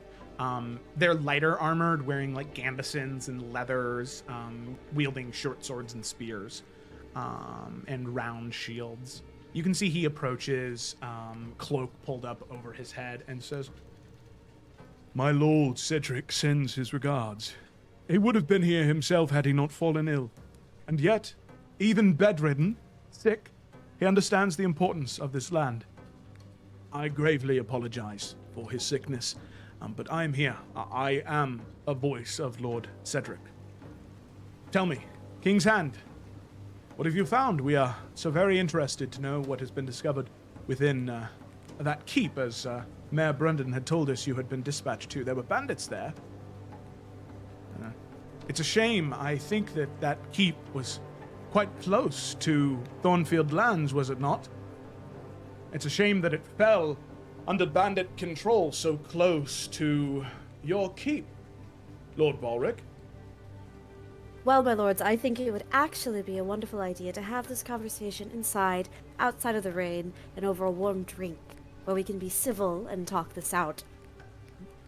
I would agree. Civility goes a long way.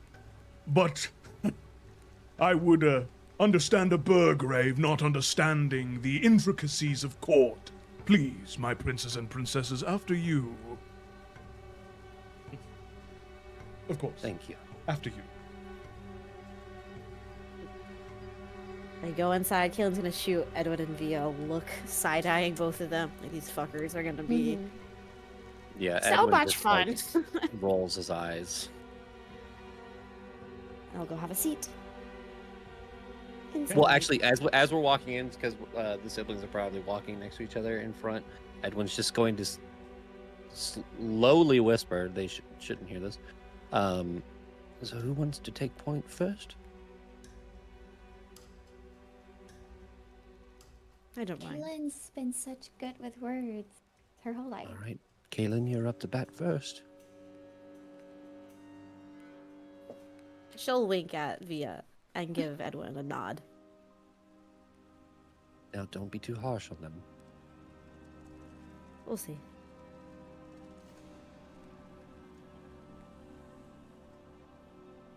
Is All it right. warm And, inside? Yeah, all of you make your way in. It's nice in here. It's warm. The hearth is blazing, and it adds a fair bit of comfort. Although the uncomfortable conversation that you know you're about to have, considering the energy that those two entered the chat with.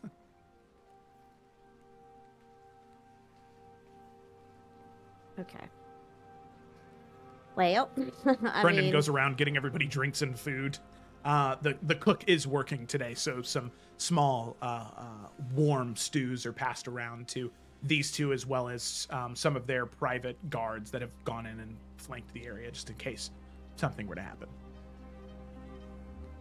Well, Kaelin will, I guess, kind of start off, and like she'll look to the other two, like, feel free to jump in, kind of look to the either of them in case something, you know.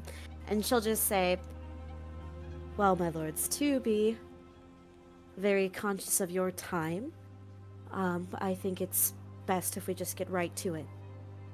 All pleasantries aside, after our investigation and after collecting the private journal of, is it Galdrin Serwyn, right, Joe? Yep. After collecting the private journal of Galdrin Serwyn and some of his notations on the ownership of the land within the region, technically, according to those documents, now that the land no longer belongs to House Draven, it falls into the ownership of House Folcrest. That being Interesting. said, Very interesting. after more research and going over these notations and journals, we do know that House Astrolor has a very strong connection with House Folcrest. We also know that both houses, Rivermore specifically, Malith specifically, you have been working together to share the land, whether that be growing crops, fishing, cultivating the land, and then taking that product and turning it into something new and profitable. That collaboration is vital to the throne, and it's vital to the people that you both serve. So we ask that after we declare our decision, that cooperation continues. Can we agree upon that?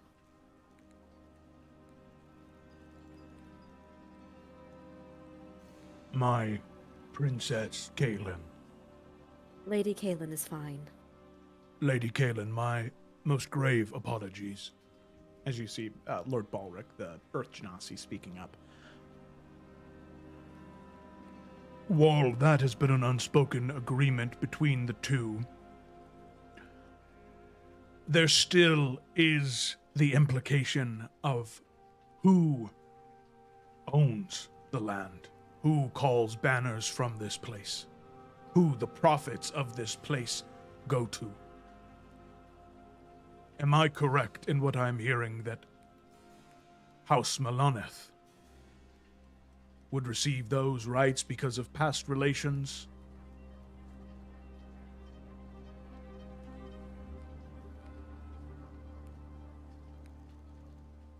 Guys, this is a tough question he just asked me.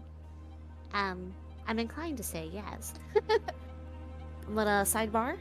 Thoughts? I mean, that's kind of what we're basing our decision off of, really.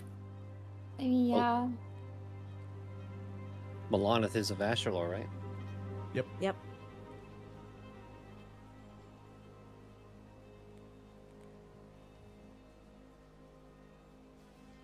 Yes. That and future relationships. But that's not to say that House Rivermore doesn't have a close connection with the throne either. This is to say that the land is going back to, which would have inevitably ended up in the hands of House Astalor. But you still have access to it.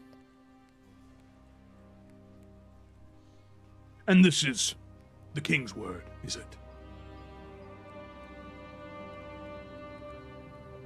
The hand's Yes. word is the king's word.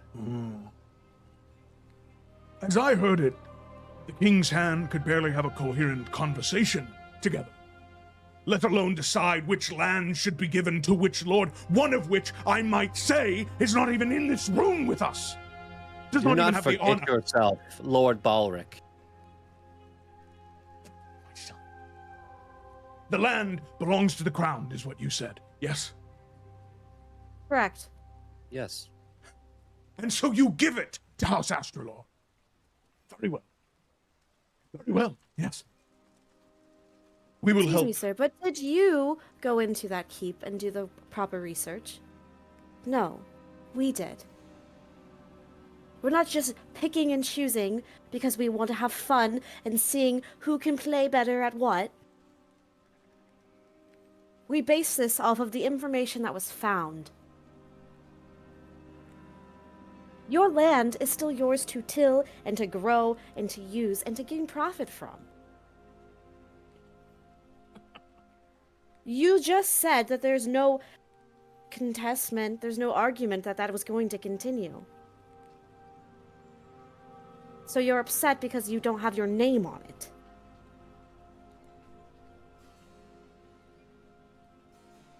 This is the king's will. The king's edict. Yes. Very well, then it is done. If you would please allow me to excuse myself, my princes and princesses. I must And inform. your lady. I must inform my Lord Paramount of this decision.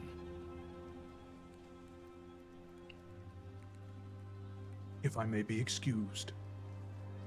No, you may not. If you find issue with what we have decreed here today, you can raise concern in 5 years' time. See how that plays out. Maybe if you actually give it a shot, instead of jumping to quick to anger because you don't like what you're hearing, and see over that course of 5 years if you're profitable, if your people are happy. Then, if there is still an issue, please raise those concerns to the throne and we will reassess. You can see the Burgrave, Sir Otis, has just a slight smile on his face, his hands steepling, just looking at Lord Balric.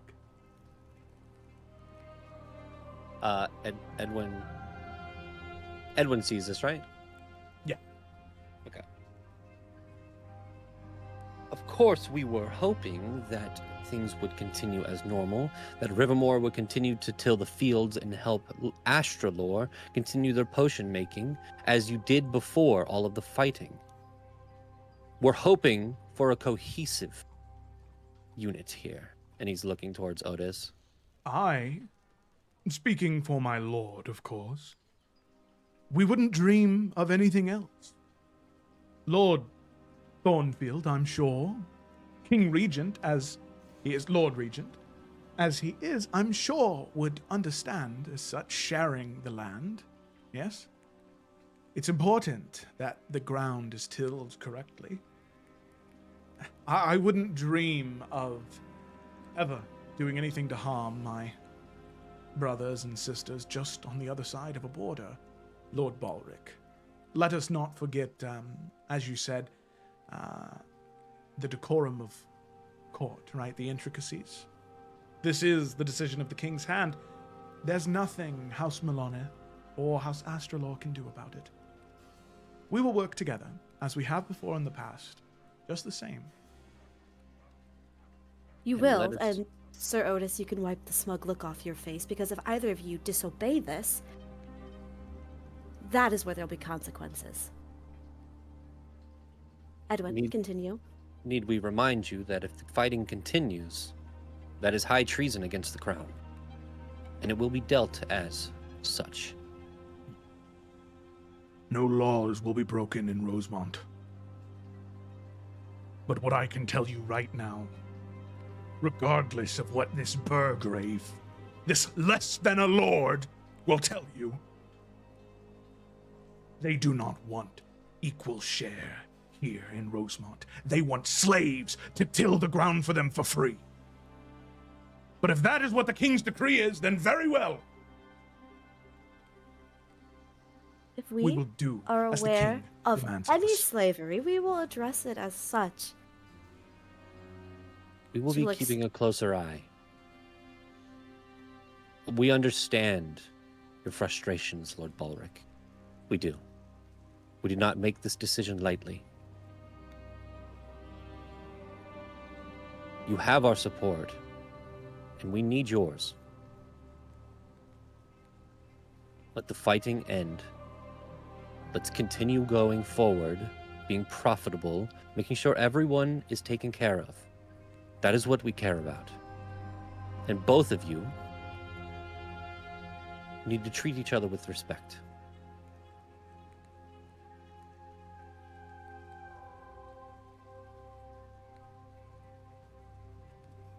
As the king hand decrees, it will be done. Thank you for your cooperation and understanding. Sir Otis, Of course, as the king hand decrees, it will be done.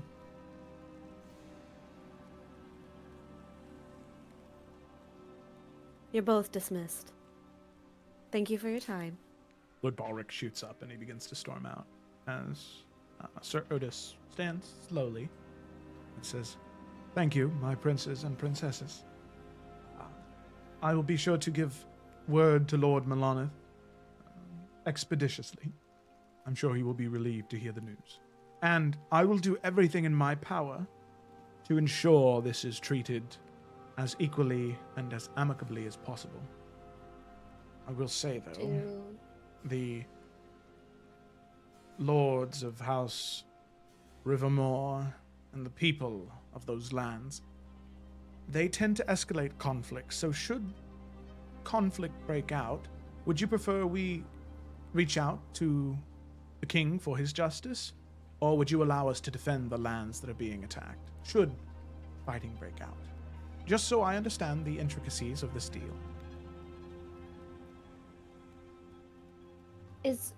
Are the words he's saying meant to steer us in a direction to put a bad taste in our mouth for House Thornfield? Yeah, make an insight check.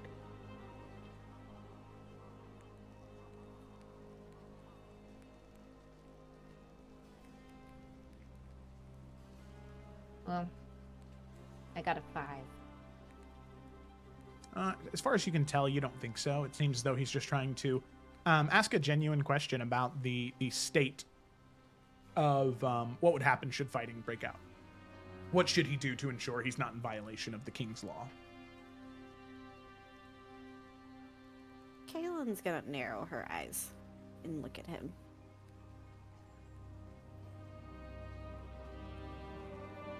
There have been many years that passed where there was no fighting. There was a long stretch of peace where This land was shared, and people worked together. And in the blink of an eye, that man over there, if he's still there, I'm hoping he's still there, he's definitely still there, loses 2 sons. Over what? Something that both houses truthfully have equal claim to. If there was such a long stretch of peace before, there's no reason why there can't be that again. I'm telling you to use your best judgment. I'm telling you to be the bigger person. If you incite something, if you antagonize, it's not playing very fair, is it? And it will come to the light. My Lady Kaelin, please, I understand with the way that I have presented myself and being of such lowly nobility, only a Burgrave. I can understand how it may look. Me trying to incite something. To claim honor for myself, to rise the ranks, to climb that ladder. I promise you that is not the case. I only wish for safety and prosperity and happiness for the people of Rosemont and for the people of Adaria. You can trust me to use my best judgment. I only worry for House Rivermore. That is all. We will deal with whatever happens in the best way possible. Use your best judgment, and we will judge accordingly. Of course. My princes, my princesses, my lady. I will do as the king's hand decrees. Thank you very much for your time. And he will give a very low bow, and he'll head out. As the door shuts. Oh, that kind of sucked. Should we maybe like see if some people can monitor if, you know, Thornfield is getting maybe antagonized a little bit under, I guess, maintenance of House Alistair? Astralore? I mean, if that is the case, it will continue to be, it'll be a rumor spread throughout. I mean, I think we just let things go as they are. And maybe we check in. Well, I mean, what Balric said of feeling like slaves, I don't think we can just, like, ignore that. And he did have a point that, you know, he cared enough to show up, and the other guy, you know, was sick, but if it's been such a big deal, you kind of show up, you know? I guess I'm just a little concerned that maybe there was something else going on that we didn't get to review, since we really only stuck to history rather than meeting them. Do you think we made a mistake? I know I didn't feel strong in my decision once we were here.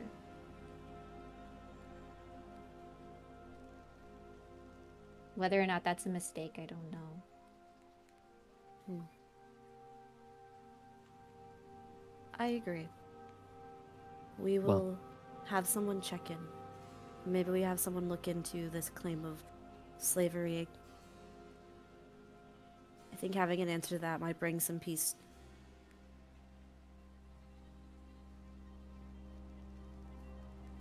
No matter what decision we made here today, we would have made an enemy. Yeah. I don't think there was a right decision to be made. I think one just needed to be made. Yeah.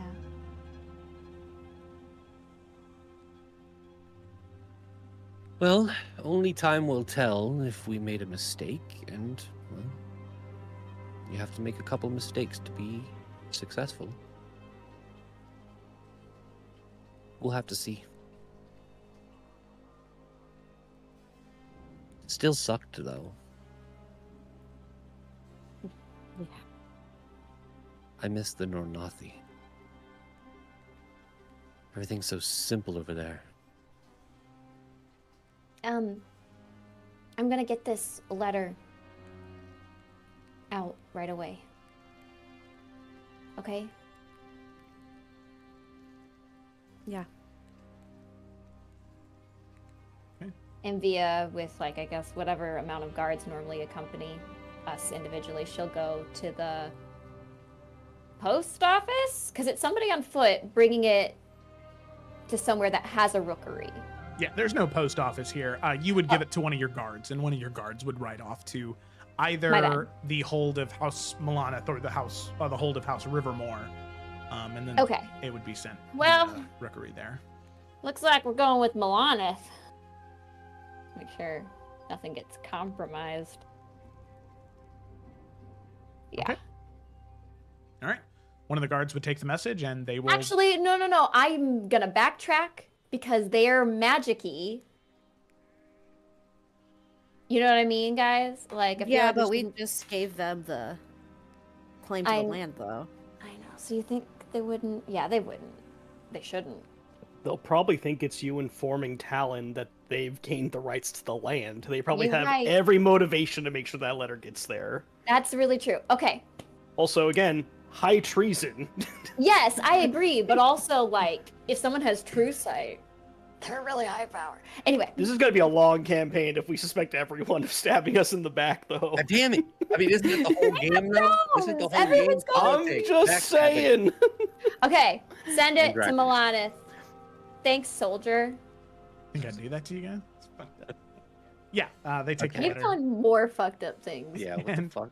They ride off towards the hold of House Milana. Okay. So all of you are left here, and you need to wait what will be probably 2.5, 3 days before you hear anything back from Talon. What I will say is that, Merrick, is there anything in particular that you've been doing since you have been sitting in the keep by yourself? No. All right. So,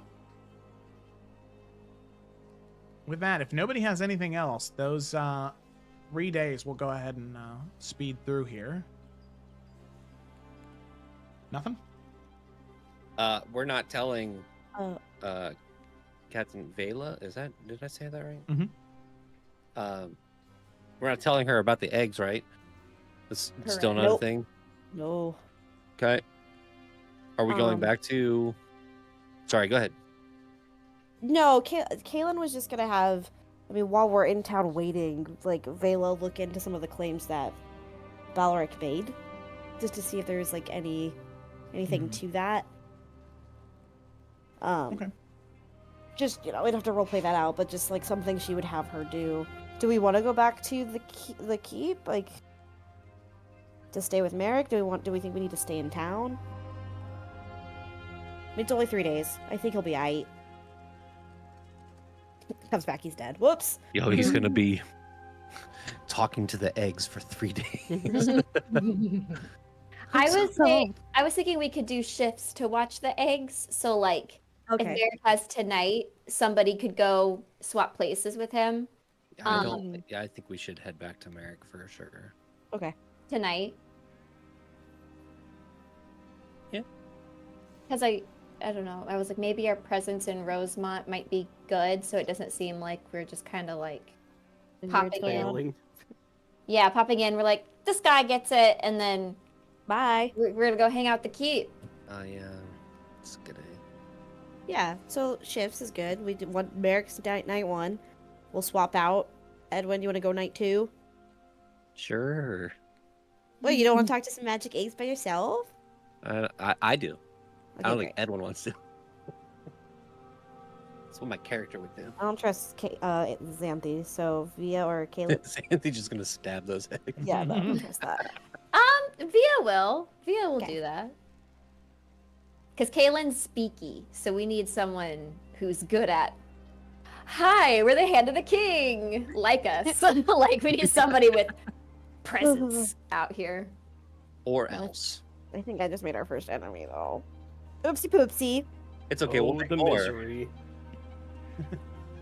Okay. Alrighty. So with that, shifting out who is in Serwyn Keep, sometimes tackling that together, those 3 days pass.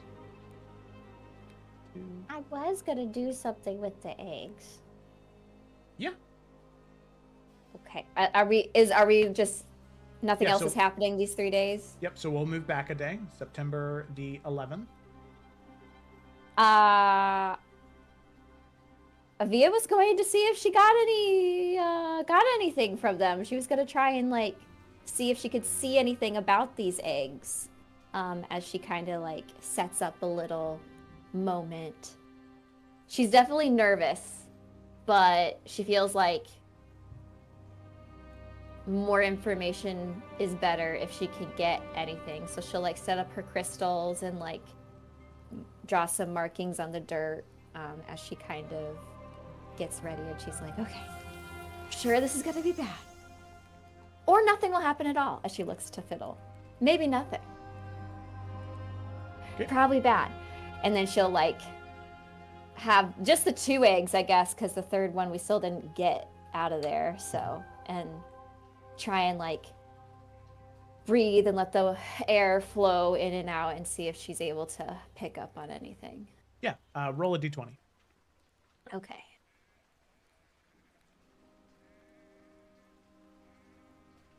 The fuck? I don't know why I'm clicking all the wrong things. There we go.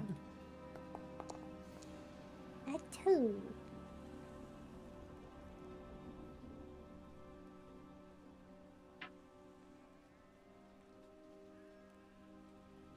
Okay. Via, are you in the keep by yourself when you do this? I assume so. Okay.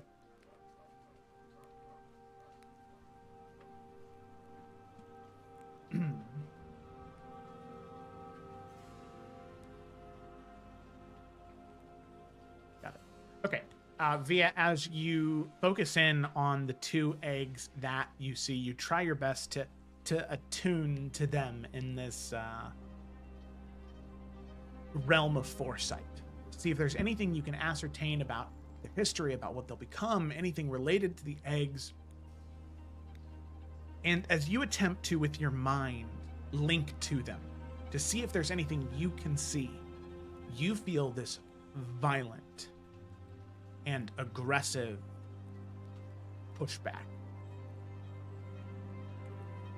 It's not fire, it's not acid, it's not poison. It is purely within your mind that it pushes back. And you were not anticipating that at all. You've never had to fight back within your mind to something attacking you, pushing you away.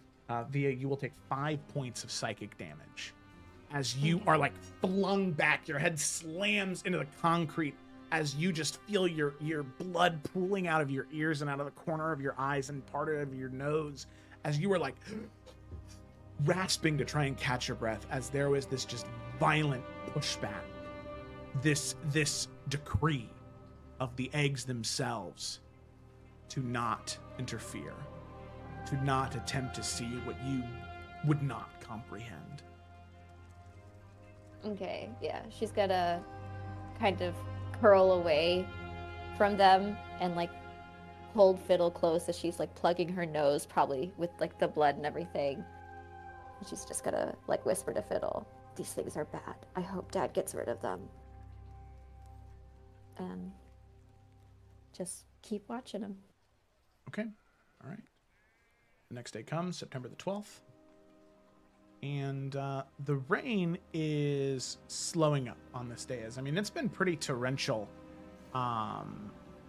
for most of these past couple of days, just coming down in sheets. But now it's slowing down a bit. And eventually, Via, you sent the message, and you, this afternoon, it's 3 o'clock, you would be back in Rosemont at this point. And you receive a message from your father, from Talon, via the spell. Sending. Actually, wait a minute.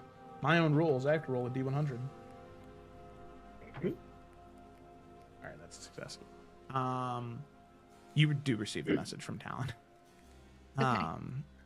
And he says, let me double check with your message here.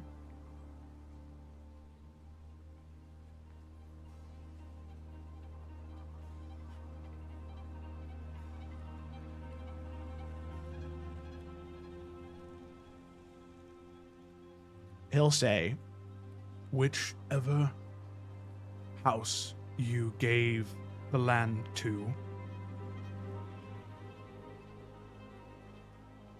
ask for an escort back to the keep.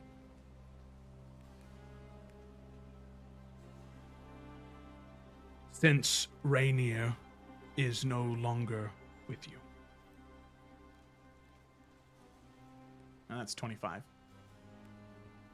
Do you mean the capital keep, not Kerwin Keep? Yeah, exactly. Okay, just making sure. I was like, we're already here. Yeah, you could assume Dragon's End,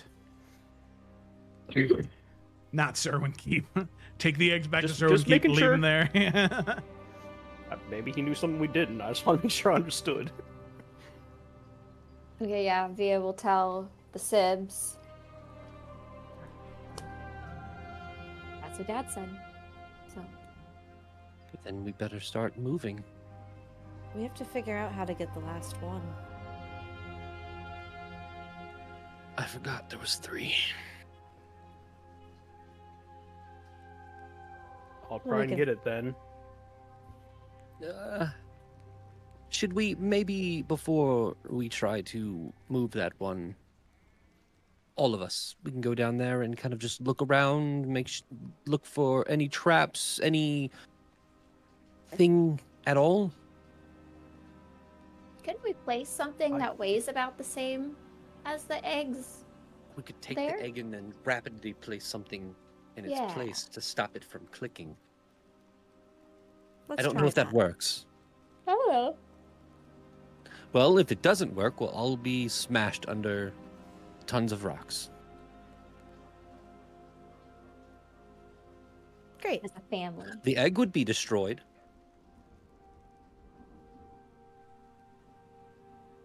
And all the heirs. Kaylin's tying the rope to the sconce again. Oh Only one way to find out. wait, are we in Rosemont right now or the Keep? Oh, I thought we were back at the keep having this conversation. Right? Yeah, we went to go pick up whoever was at the keep so that Yeah. we can leave. Oh, okay. Then we do need to send word for M House. Why can't I remember the name of it? Molanith? Melanith Mhm. to get us an escort Well, from the Ashtalor, Keep. right? Yeah, but isn't Melanith the house that's right here? Yeah. Oh, Under yeah, that true. umbrella, so They're like a Okay. subset of Astrolore. I'm just confused. They're Nah, just Astrolor's the That's big okay. boy. They're the papa house. Mhm. Monolith is the small boy house. Right. Mhm. So, like, Ashtalor's AOL, or AT&T, and then the other one's Verizon, you know? Yeah, sure. know. I don't think like No, like, no, actually. Mint Mobile maybe and AT&T. I think More like Dr. Pepper. Parent company is Coca-Cola. yeah. Okay, so we More. Yeah, let's move on. asked one of our people to go request an escort home and to pick us up from the Keep. Yep. Well, yes. While we get this egg out. All right. Got that, Joe? Okay, sounds good. Write that down. Write that down. Okay. Right there. All right. So the same guard that delivered the message to House Melanith, you give them a new letter to go to back to House Did a Melanith. good job last time. Yeah, to encourage an escort.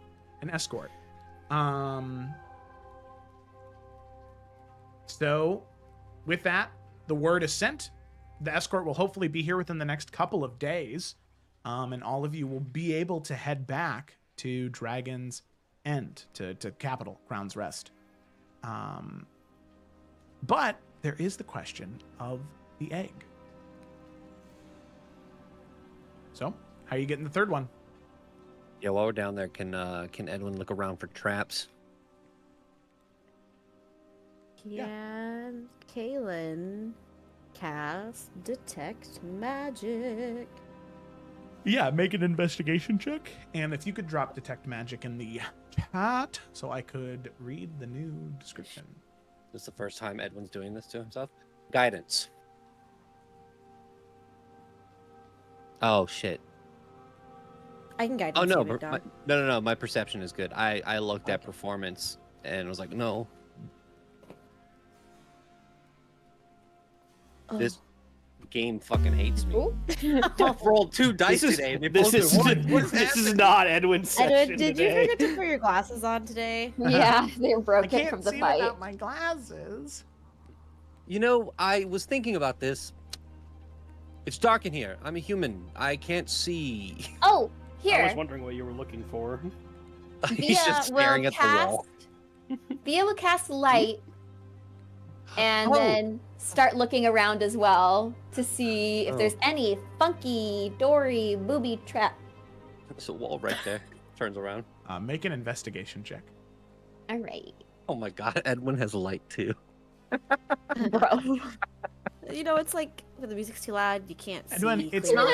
it's not super dark in here. Oh, There is like well, this like general sort of luminescence around the whole room, emanating from those like cracks of metals in the ground. It's just everything is so smooth in here. It looks like something was burrowed as opposed to like Ew. carved from stone. Is that what the investigation check shows? I got a 22. Yeah, so with a 22, okay, I'm gonna double check on that.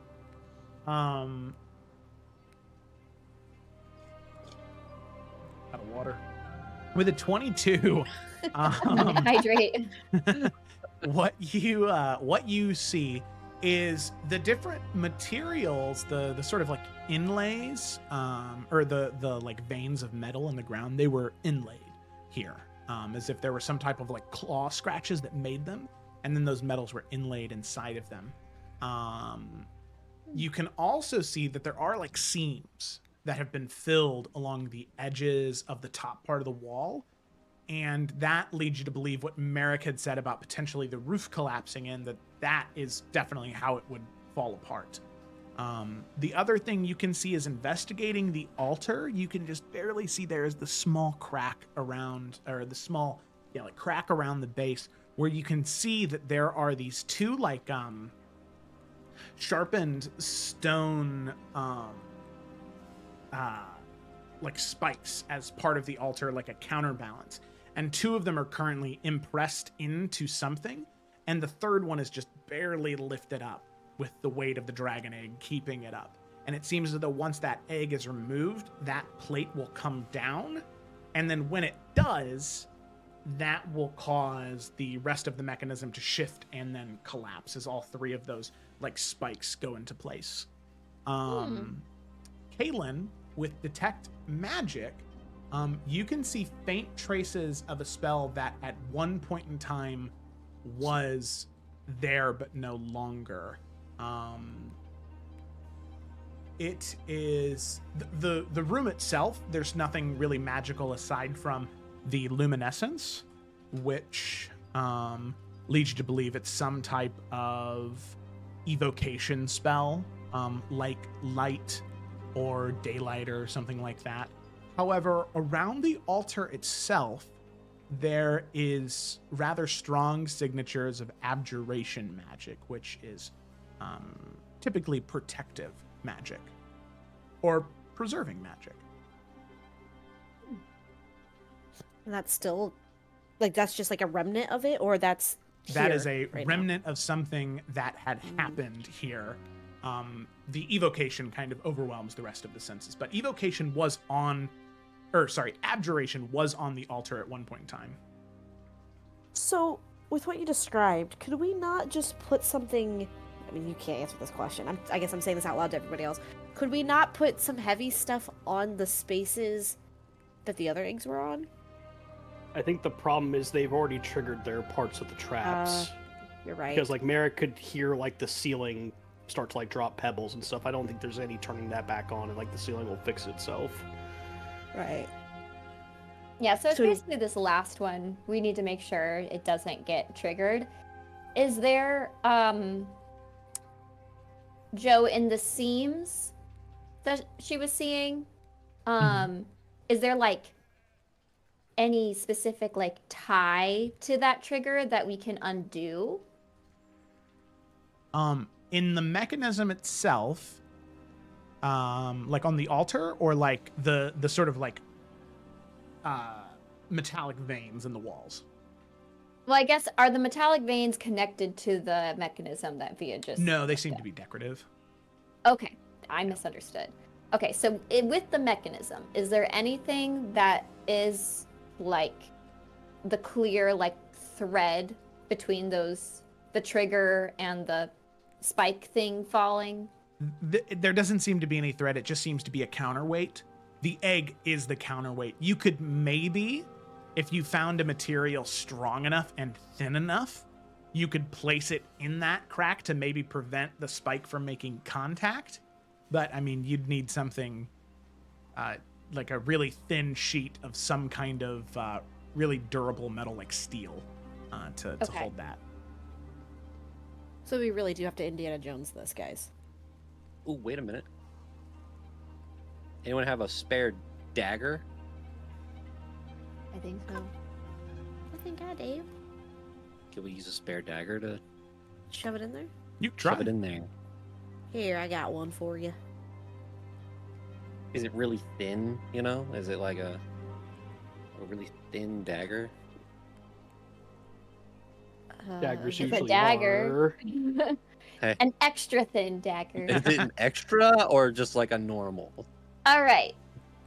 A letter Assuming opener, Via's the really. one that sees where to like put it in, she'll try Guidance. and It is definitely a very delicate job to try and wriggle this dagger into where it needs to go without potentially upsetting or disturbing the mechanism to cause it to shift in the first place.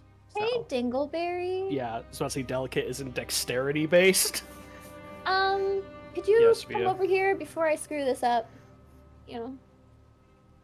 Here, he, yeah. he just takes the dagger It goes right, like, you know. Do you see what I'm talking about? Like right in there. right there. Okay, wait. Yeah. Fail safe. If something goes wrong, Edwin, you need to grab the egg as quick as possible. And we need I'm to try not very to... fast. Great. Okay, I'll grab the egg. I cast Long Strider on myself. Oh, We good. all head over there. Worst case scenario, I will run with the egg. There's no point of all four of us being at risk. It doesn't make me in any less danger to have you in danger as well. Great. Okay. I don't like this plan. If you have a better one, I am all ears. Leave the egg. No, we can't do that. Edwin, let's go Walks- over here and let him do walk what over to he has Merrick. do. Good luck. Guidance. Thanks. I know that. Okay. May the All gods right. watch over you. Guidance. all Thoughts and right. prayers. Merrick will wait for everyone to get by where the rope is, because he feels like that's a very safe distance.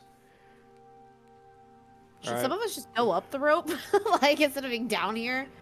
I mean, honestly, yes, because Okay. worst I mean, case if we're up scenario, there you could and- pull Merrick up, Yeah, which might let's be do that. faster. okay, everybody, Merrick, back to being the only person in the Oh, hole. Hello. And Merrick's just like, I wanted to leave 4 days ago. He just gets to work. Okay. Alrighty. So all four of you, we'll say Xanthi was up at the top, holding onto the rope just in case anything happened. So she, all the rest of you climb up, and all four of you now hold onto the rope, ready to try and pull Merrick up as quick as possible, should anything happen. Steady. So Merrick, Don't sneeze. you see exactly what you need to do. Oh God. As you slowly kind of lean in and crouch down, you see the crack, you see where the mechanism is, and you begin to move the dagger in. I'd like you to make a dexterity check. Just a flat dexterity check. Yep. With advantage because he was thinking really hard about it. And guidance. You do get Oh wait, you do maybe get not guidance. the advantage. But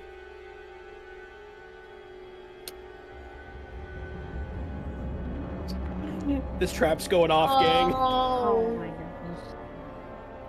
All right. This trap is going off unless I get a second chance. Ah! I mean, do Does I? silvery barbs work on that? Nope.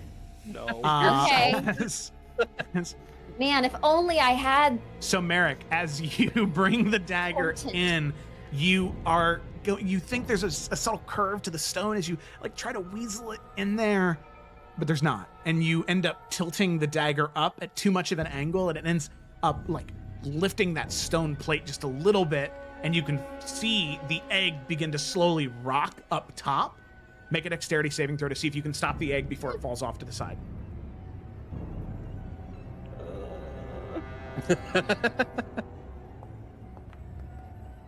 what is going on? You rigged the game, Joe. This is some bullshit.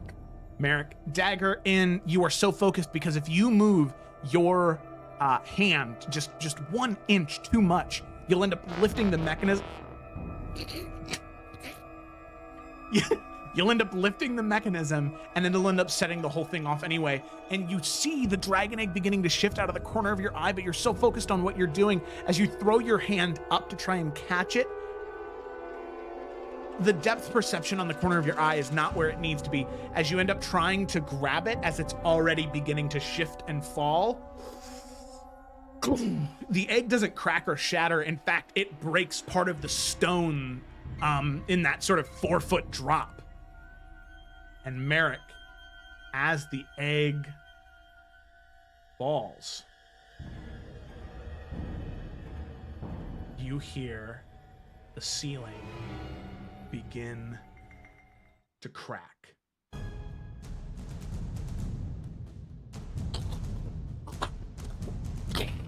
As the entire room begins to shift and shake, as the ceiling is falling, Merrick, the egg is in front of you. What are you doing? All right. I should have used this last session, but now it'll be a cool reveal for this session. Object interaction. Grab the egg. Egg grabbed. I run. I have 40 feet of movement because I cast Longstrider. No, wait, no, it gets better, I promise. Okay, I was like, That's not the whole okay. plan. I was like, reveal. No, hear me out, hear Oh, me out. You can run, okay. Yeah. Here's the thing. I'm just going to say all of this at once because I Okay. have no other things to use. I will run, I will action dash, and as a half orc, I can use Adrenaline Rush 2 times a day to bonus action dash. Okay. So I mean, he is bolting it as fast as he can. That's 120 feet worth of movement. I'm probably slow because I'm carrying a 50-pound egg. I don't know. That's still 60 feet of movement in 6 seconds. That does affect it. That's really quick, Merrick. He's doing that Tom Cruise run right now. I will say, make your check with advantage, and because of the bonus action dash, it lowers the DC in order to get to the rope. Go ahead and make a athletics check or acrobatics check with advantage. Right. All right. Yeah, this I will throw the guidance on because I haven't used it yet because it wasn't worth using on a 1 or a 2. Okay, sounds good. Just in case. yes, Yes, baby. 21. Yeah, 21 Jack, is good. go. 21 is good. Blackjack, baby. All right, so you are just like, let's see, what did you, acrobatics. Yeah, it's not that you are like running with that crazy intensity, but it's where you're running. As giant rocks and boulders are beginning to crash down next to you, you like making a play in football. You're just like juking out of the way, sort of rolling against some of the stone, running, dashing, dodging, going every which way until eventually rock in your hand, or not rock, the dragon egg in your hand, you get to the rope. Are you slinging the egg in your pack and then trying to climb up and having them pull you up? Yeah, we Okay. don't have a choice at this point. All right, sounds good. So with everybody helping you, Merrick, I'd like you to make an athletics check. But here's what we're gonna do is I'm gonna have all 4 of the kids roll a d4, and that'll subtract from the DC to pull you up fast enough before the hole collapses in on itself. So I should have saved that guidance. Okay. Merrick is not a strong lad. Okay, and then Xanthes. Yes. Okay. Alrighty. So the DC is lowered by 5, 9, 11, and a 15. Yeah. Merrick, it is insane how fast it is kind of collapsing in. As you can see, the rope is beginning to get threadbare, and as the rock is sort of like breaking and cracking and beginning to fall, you can see this large slab of stone is beginning to sort of crack off of the wall that you're currently being pulled up. And if you had been just moments slower, that rope or that piece of stone would have fallen and shut you in and cut the rope, and you would have dropped back down. But they pull you just out in time as you feel it scraping against your knees, almost trying to swallow you back down. But thanks to your siblings, they pull you up and they pull you out. And as the rocks settle, the collapsing stone quiets. All of you are left in this room by yourself with the third, and as far as you know it, final dragon egg within Serwyn Keep. And on that note, we're going to go ahead and take a quick break. So thanks so much for watching. We will be back in 5 minutes. So that is going to be 40 your time. All right? 40 your time. Thanks so much, and we will be right back. Enjoy some clips. Yeah. Woo! Woo. That's so funny. I haven't changed the name of the Cloudbot yet, so it's Solvis Emerald is the name of the cloud. I did see that. I noticed that. Yeah. He's still in the ether somewhere. Good. Still out there. All right, it's not changing. That'll be the right. remnant of the past Yes. campaigns that exist still. Yeah, I think that's funny. I like it. He's in charge of this cult too. I'm gonna lose my shit. I thought we killed you. Could you imagine? I was like, Somehow, Solvis Emerald returned. We've played these games before. He can't keep getting away with it. Reiterate plans so we're all on the same page. Merrick, Yep. with 2 other guards, and Fiddle in his pocket, looking around. Via is going to infiltrate into said place and attempt to pull lever to open door. We, the children, and some guards are going to be standing off to the side hiding, while another envoy goes up to the front gate. And no, we're just all hiding. No. There's got to be the envoy of, I think, captain and maybe 3 guards, just so there's more with us. Mhm. They're going to be going to that exposed wall entrance, and they're going to be posing as an envoy. Because we want where the conversation to take place not be near the gate, because otherwise that Yeah. makes it way harder for me to sneak up to where the lever is if everyone's gathered there. Okay.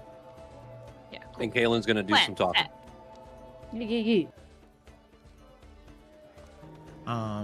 You find, after walking through the village, taking about 15-20 minutes to get together, and you find that forward camp. No! You Tits? find pitched Yes. tents. No! Clip it. Hey, there's your first. Countless place after place after place, and you defeated the creator not just once, but twice. A vestige of him at least. The fighting is done. Now what needs to happen is the realms need to be fixed. And that is what's going to happen next week. So there's no skill check, there's no skill challenge. This is entirely up to all of you and how you approach the situation and what you do. I'm putting... You find After walking through the village, taking about 15-20 minutes to get to the other end, you find that forward camp. No! You Tits? find pitched Yes. tents. No! Clip it. Hey, there's your first Clip one. it. Yeah. Look like tits. Clip those tits. God damn it. We were 20 minutes in, dude, and I couldn't. Jarvis, clip. I didn't even matter. need it. Fuck off.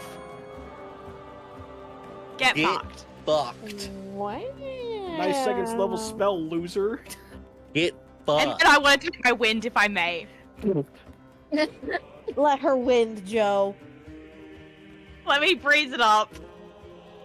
Breeze it The up. deepest fucking Breeze it breath up. There you've you ever go. Yeah, breathed. Xanthi, you can feel the wind begin to compress around you, forming this shield, trying to hold you in place, but through mental fortitude and strength, this resistance to being told what to do, you break out of it, and you can see there's this impressed look on his face. He smiles. He's not taken aback. He's not in fear, but he nods and says, "That's what I expected from the likes of someone like you. Impressive." Wish All I right. could say the same to you. This, Yeah, Eldritch Blast. We got a hex. And an Eldritch then Blast. Give him that Hopefully. Warlock 1-2. Oh, baby, let's go. Our first natural 20 of the game. Congratulations. Kayla, you were destined to be one of the first natural ones, and you rolled the first natural 20. How do you feel right now? Which is Last one of the crazy game. because with Hex, you crit on the Hex damage and on the Eldritch Blast. So those two This guy's damage so dies are dead. maxed out. So what's Oh, the shit. what's Guys, No, Via, it's up to you. No, No, Via. no. We're back. Hello, everybody. Like I said, a quick short break. Let's go ahead and dive back in.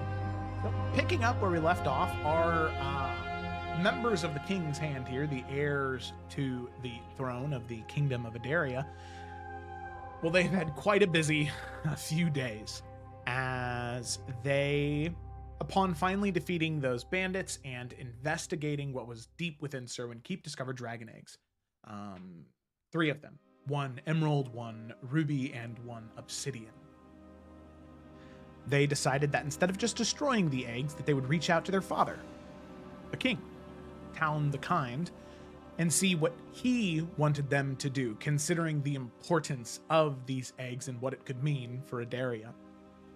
So they send a letter, and they receive word back from Talon saying to ask for an escort from whichever house they decided to give the land of House Rosemont to escort them back to Dragon's End. So that is what they did.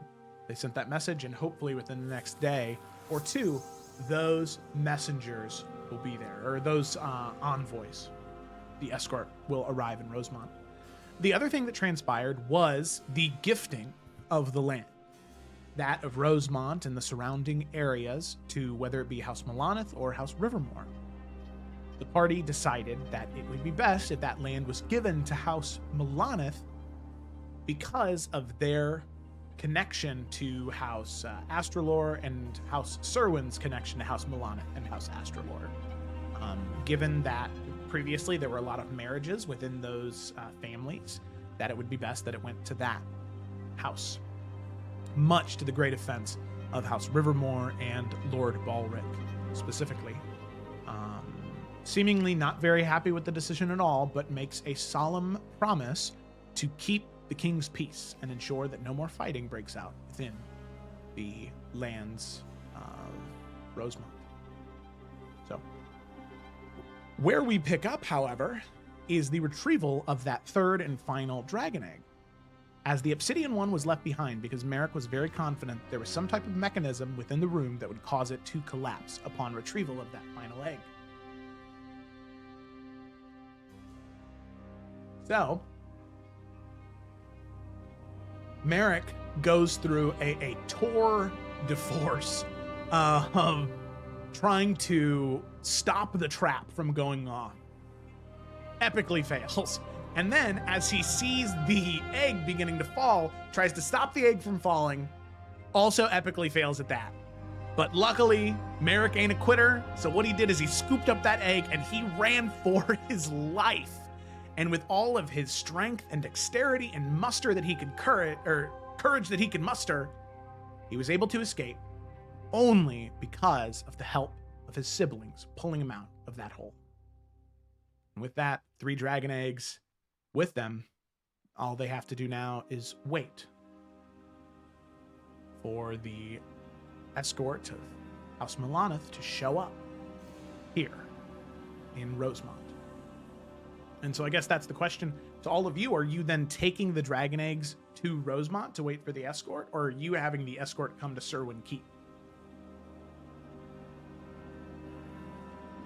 I mean, at this point, I think we should just go to Rosemont and be in the caravan and wait for them to show up.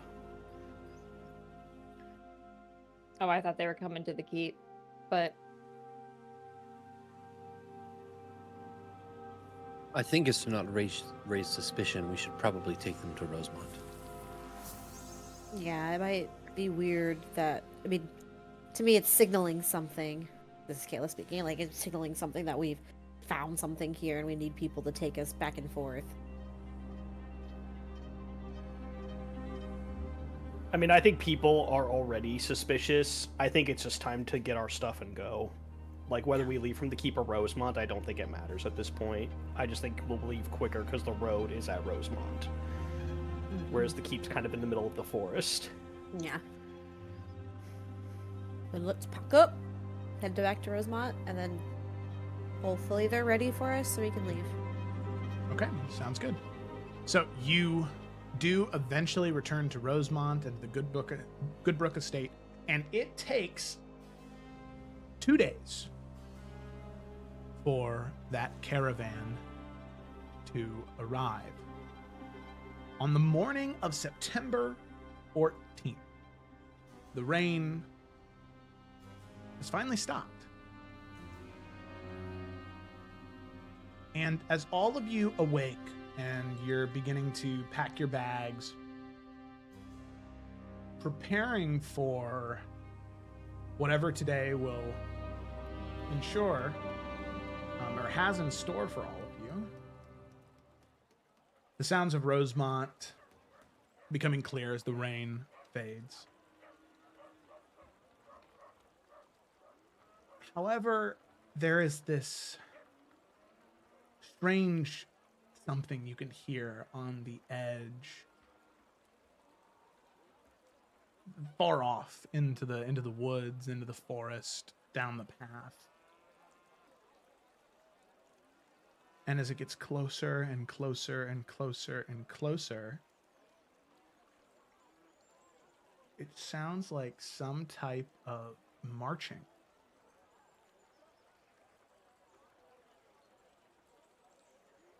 But not just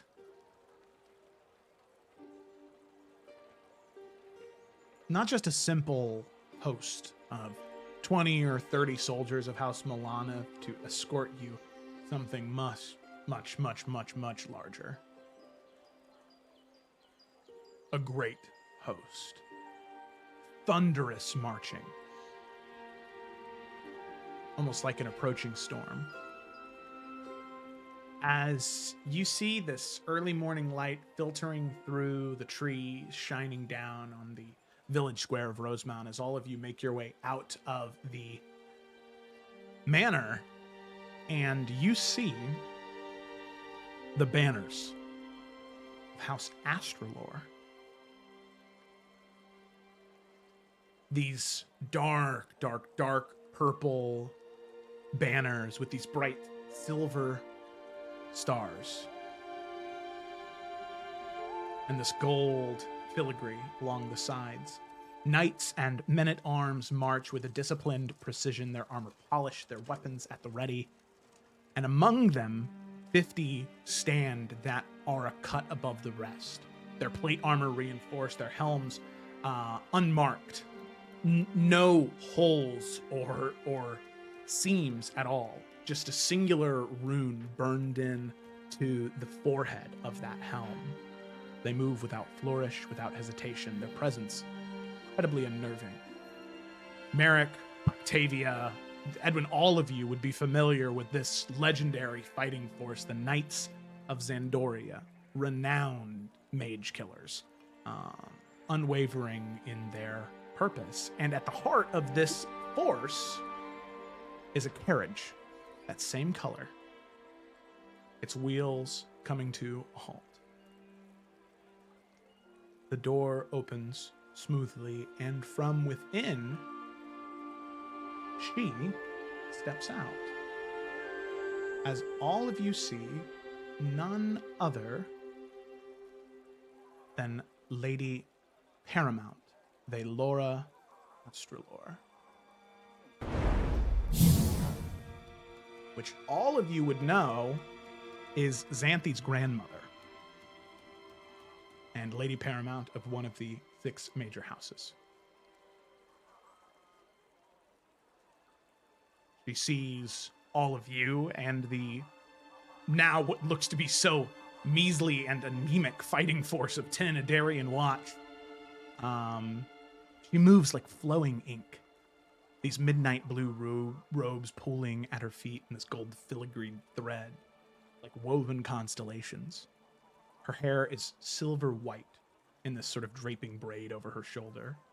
But her face, although she is incredibly elderly, her face has this smoothness to it, as if the magic that she's been so used to casting over the years has almost de-aged her a bit. But her eyes are so incredibly sharp as she looks to each one of you, the surrounding area. And she has this warm expression on her face, grandmotherly almost. Ah, the king's hand. At first, when I heard it, I did not believe it. It's very wonderful to see you all. I haven't yet had pleasure of making all of your acquaintances, but as far as I'm concerned, when it comes to the siblings of my granddaughter, all of you are family. And you can see she sort of clasps her hands, and she'll give a slight bow with her head and say, "It is my great pleasure to make the acquaintance of the king's hand and the princes and princesses of the realm. I happened to be within House Melonith's hold when the letter arrived, hearing that there was a need of an escort to Crown's Rest, and, well, I believe that if my granddaughter and the rest of the heirs are going to be traveling, they should do so as safely as possible. So, my princes and princesses, you are free to decline if you think it is a bit too garish. But it would be my great honor to escort the heirs to this realm back to the capital." No, it is an honor that you are here, Lady Paramount. Thank you for gracing us with your presence, and looks past her with the most wonderful escort I think we have ever seen. Yes. Well, thank you, Prince Edwin.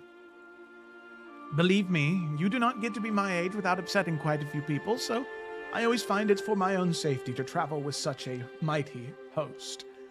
But I'm glad it could be of use to the crown.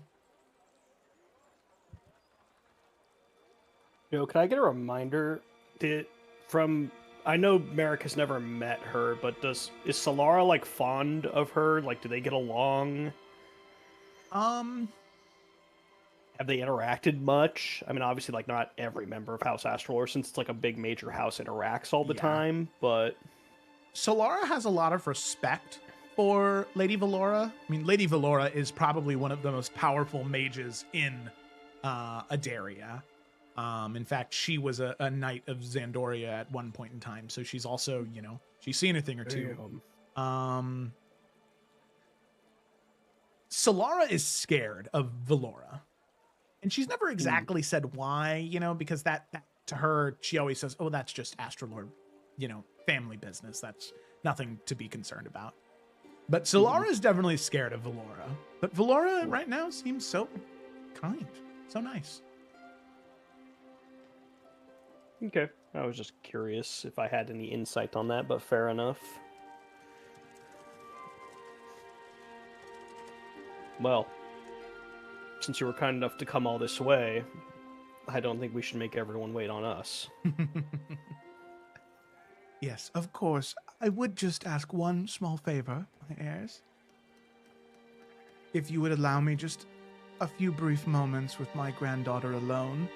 It's been some time since the two of us have been able to catch up, and Xanthi, I long to have a conversation with, well, with my granddaughter, and I'll leave it at that. If you would be willing to... How does Xanthi look? You can see Xanthi, let me double check in Gemma's notes here. Okay, 'cause I feel like Because she was very specific about this thing.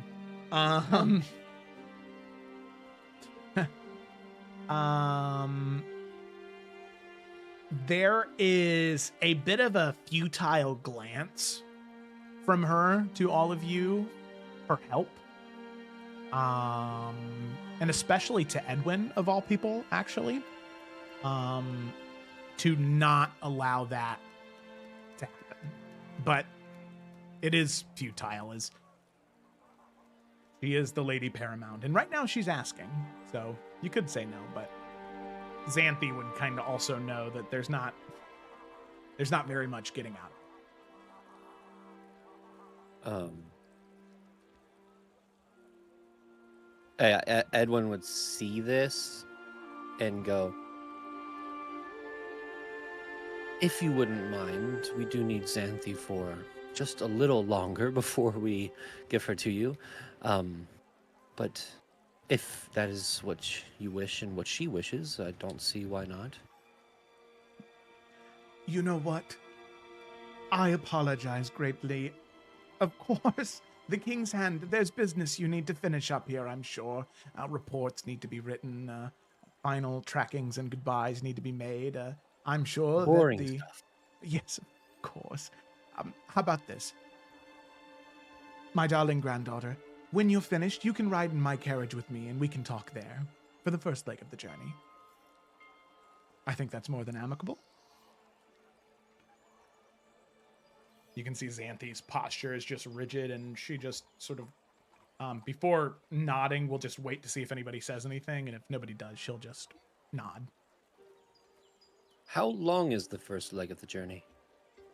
Oh, the first day, I would say. 7 days. Back to Crown's Rest.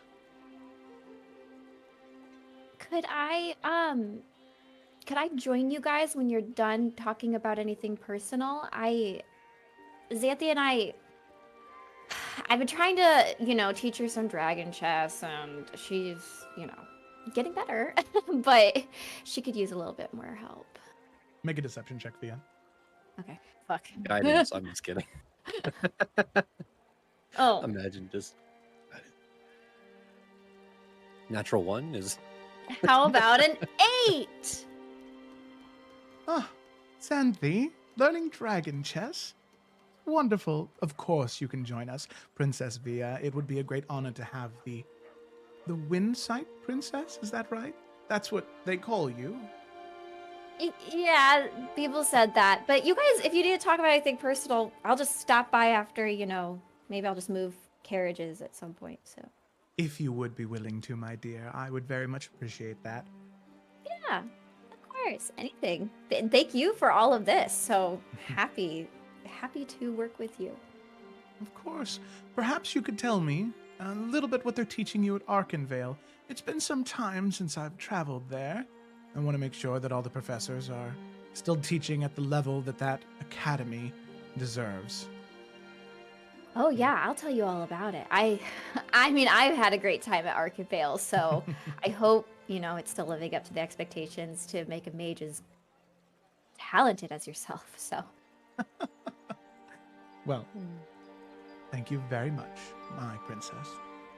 Well, I'll allow all of you to get back to it, and Xanthi, when you finish, please join me in my carriage. When you're ready, just let Sir Otis know. He'll be guiding us back.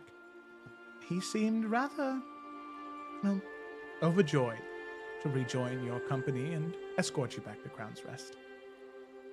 I think the sooner we head out, the better. Of course, but there was business you needed to attend to first, right?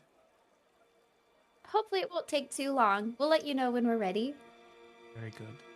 Well, my princes, my princesses, my Lady Kaelin, correct? That is correct, thank you.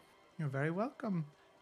I myself never enjoyed the titles either. Lady Paramount feels so cumbersome to me. To all of you, Valora, or just Lady Astralore if you feel you need to be that formal, all right? Thank you. No, please, hopefully the business is finished expeditiously. And she'll give a small nod of her head and she'll head back to the carriage. Let's go take care of our business. I'm like, with Xanthi not being here, it's like, I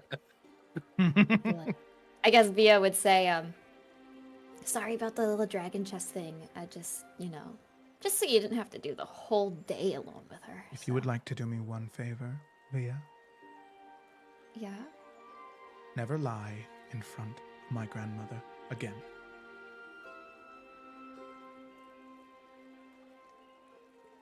Okay. Sorry, I was just trying to help. I appreciate it. But never like that. Not with her. Right. Well, And Xanthi will just kind of quiet for that. Well, I don't know how long we can actually keep you away from her. But we need to come up with some sort of business. What, do you want me to think of everything? This is your plan. I figured you'd see it through. I just came up with it. I didn't know how to actually execute it. Okay, let me think. I really think we should just get going. Xanthi, with all due respect, you can always join your grandmother at any time you wish. We have quite the amount of days to cover in this travel.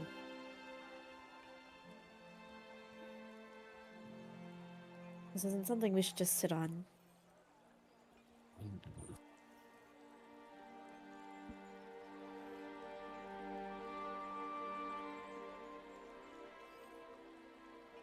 Where are they?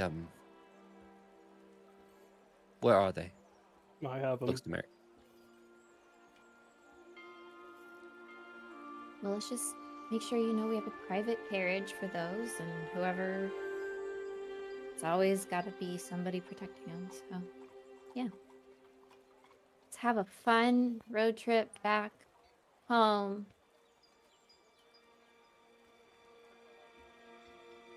Go team. All right.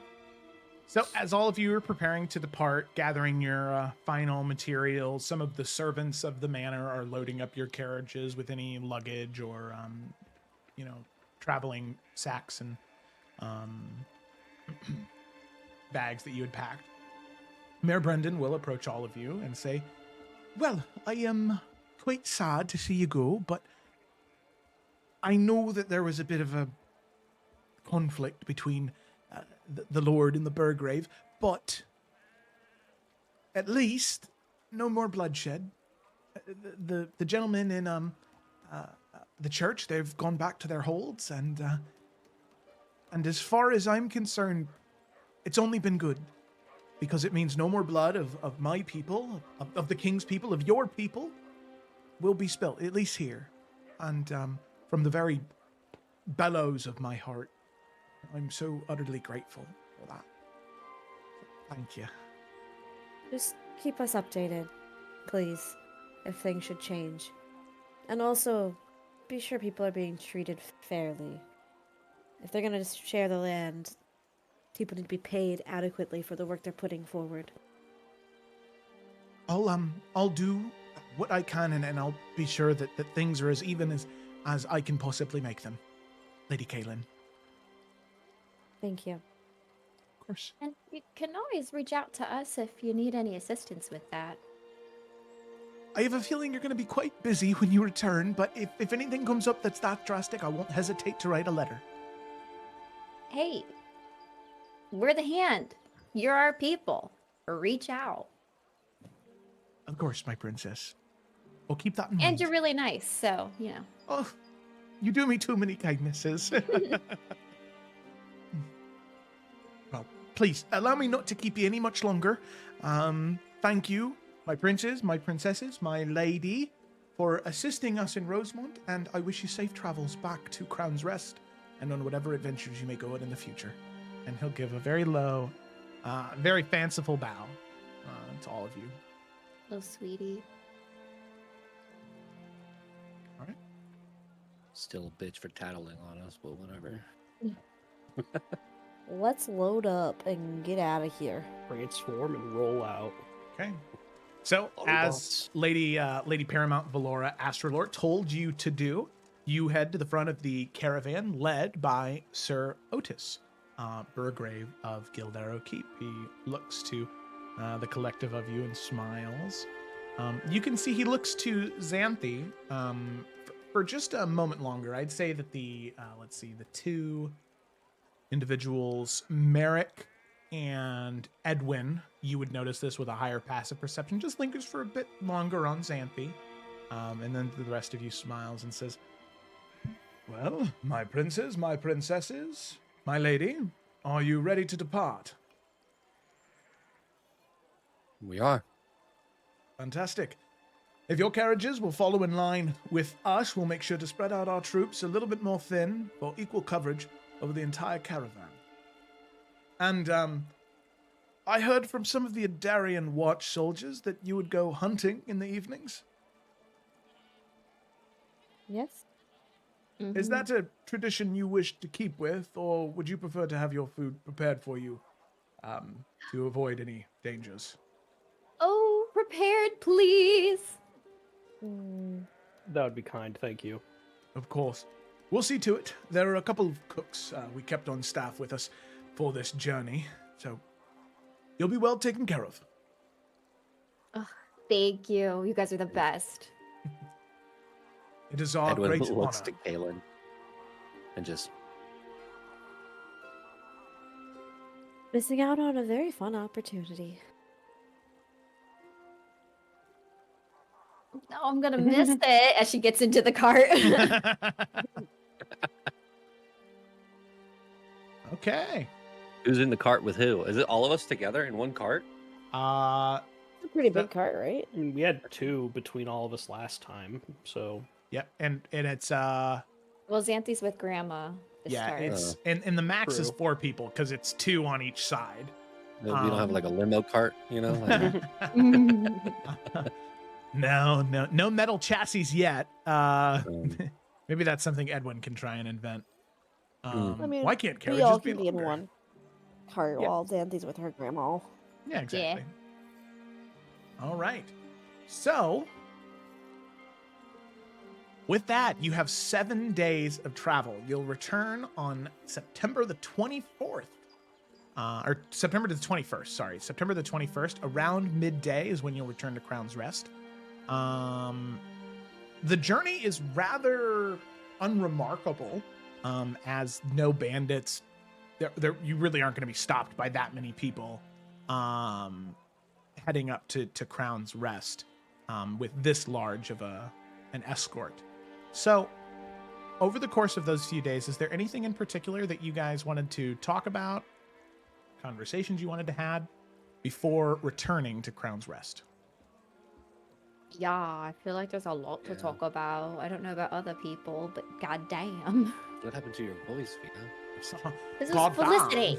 Well, damn. God damn. Oh, look, we're already here. That's not the Crown's Rest, you silly goose. Silly Billy. what did Via want to talk about? I feel like we just all need a time to chat. I mean, I definitely want to talk to Merrick. So I'll start there, and then I don't know. Everyone else go from there. But We do need talkie talks. We need some talks. Yeah, we need some talks. Yeah. I mean, I definitely want to talk to Xanthi, but guess who's not fucking here? Wah, wah, wah, wah. Is it you? Yeah, Yeah. Gemma.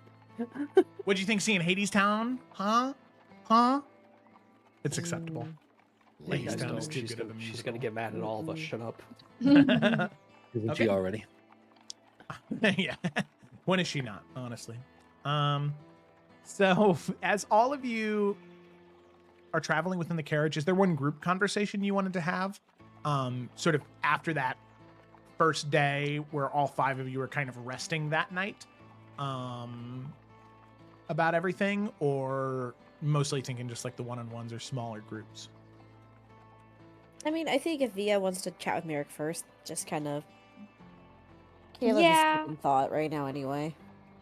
Just because our last few group conversations have been so spicy, I think some smaller conversations might be beneficial for a little bit to heal some wounds. Personally. I don't know Wise. about y'all. Okay, yeah. Yeah, I guess we could start with a Merrick via combo. Yeah, So, we'll say are we that, just in the you know, as cart? the 2 of you, yeah, like you 4 were sitting in a cart together just making idle small talk. But then as the day continued on, as you got to stretch a bit, the 2 of you headed to the other the other cart, so that way you could have a private conversation. Yeah. Yeah, so Via, I think she maybe was like trying to read something, but she just keeps like looking up at Merrick. Just keeps looking up at him. I think Merrick is just like looking out the window and he's just kind of watching everything, but without even glancing at you, he just goes, "Yes." Okay, well, this has been a lot.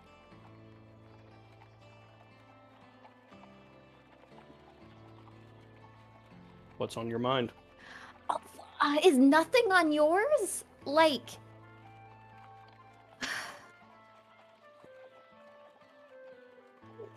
I feel like,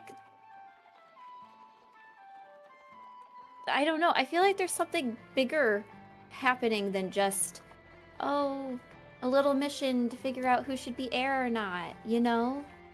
Like, what are the odds that where we were sent first, we run into fucking dragon eggs?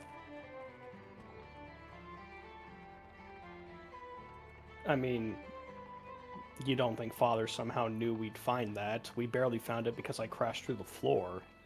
No, I don't think that Dad knew anything. But I just think it's a little odd that there was... Morgana wanted to know things about the Dragon's Triarchy, so I went and got books from her very secret collection. Then there was the little cult, and then we literally find dragon eggs. I don't think it's like, oh, we happened to stumble upon the one keep where there are dragon eggs. I think there's this whole system. As something's going on. You know? For what it's worth, I think you're exactly right. Thank you. Okay, so what do you think's going on? No idea. Okay. Look. Whether Morgana knows something, or Dad knows something, or Rainier knows something, I don't know. But you're right. Morgana looking into the Dragon Triarchy, us running into those cultists so close to the egg. I mean, they were traveling potentially in the same direction we were. Perhaps we have what they were looking for. Mm-hmm. I don't know. It's why I wanted to get these back to Dad as soon as possible, because someone knows something. Mm-hmm. And I didn't want us making any decisions when we have no idea what's going on. Mm-hmm. But in terms of what it is, I don't know. I mean, when the dragons were wiped out, they were only wiped out from Idaria. It wasn't a global thing, but if they're coming back in number and someone's seeing to that, I don't know. I just don't know. So are you concerned? Like, what's been on your mind about all of this? Like, you seem so like you're just handling everything, but you're not saying much about it. I just don't think I have enough to do anything other than come up with a wild theory. And No, I not just don't to think do, it's... but like, how are you feeling? Like, is this not, are you not overwhelmed? Like, I don't know, I guess I just didn't think that this was what we were gonna be running into, you know? Like, not even just like freaking dragon stuff, but like people hurting us and us having to hurt people back. You know? Like all of it, everything.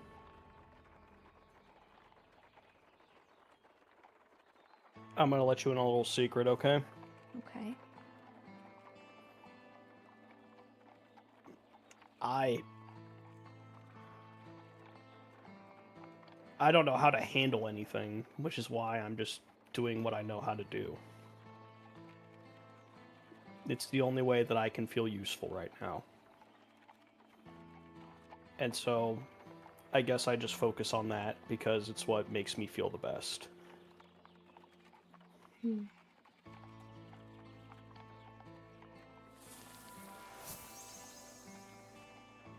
Yeah, I wasn't expecting any of this, but it's here. And yeah, I didn't feel comfortable enough to make a decision to destroy the eggs. That might very well be what Father wants us to do, but I don't know. And if these are the first dragon eggs seen in 800 years, I wasn't going to be the reason for why, you know, that was decided before Dad even heard about it. Yeah, you were really angry in that conversation. It just felt like no one was listening. Listening to you or listening in general? I don't know. To me at that time, I guess, but maybe in general, I don't know. I think everyone's still sore after what happened. Yeah, we've been fighting a lot. So about that. So you and Edwin are interested in the throne now? That was a fun little blindside after our conversation. Well,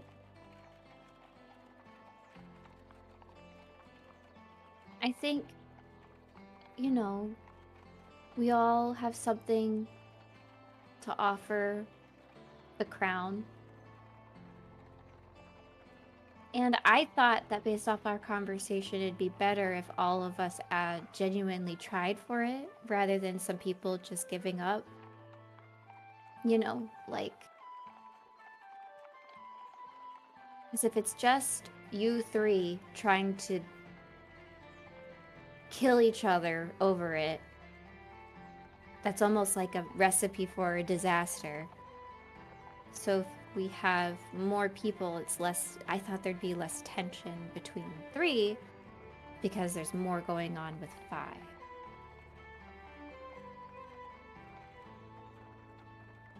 Because let's be real, Barry, there's no way you and I could ever hate each other. There's nothing you could do. Well, not nothing, but the odds of you doing something that are worthy of me hating you. I feel very confident that, same thing with Edwin, like, we're gonna try, but there's nothing any of you guys could do, or there's highly unlikely anything that you three could do that will make us not love you guys. So if you three were already so clouded, Edwin and I will help even that out. But we're gonna keep trying. Gotta keep you guys on your toes, you know? For what it's worth, I think all of us trying is doing Xanthi a favor I don't think she realizes. Yeah. I do too. If she is the heir that is the most worthy of the house, she's gonna have to prove it. The four of us stepping aside and letting her have it, people are gonna doubt it. But if she earns it, I agree. I don't think Dad will make a wrong decision. I think everyone here would be a great ruler. does Via mean that?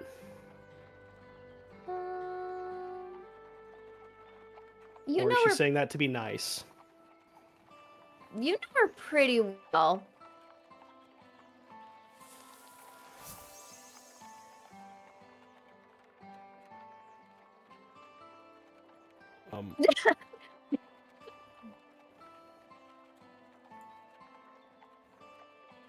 What is happening? I don't know. You know her pretty well.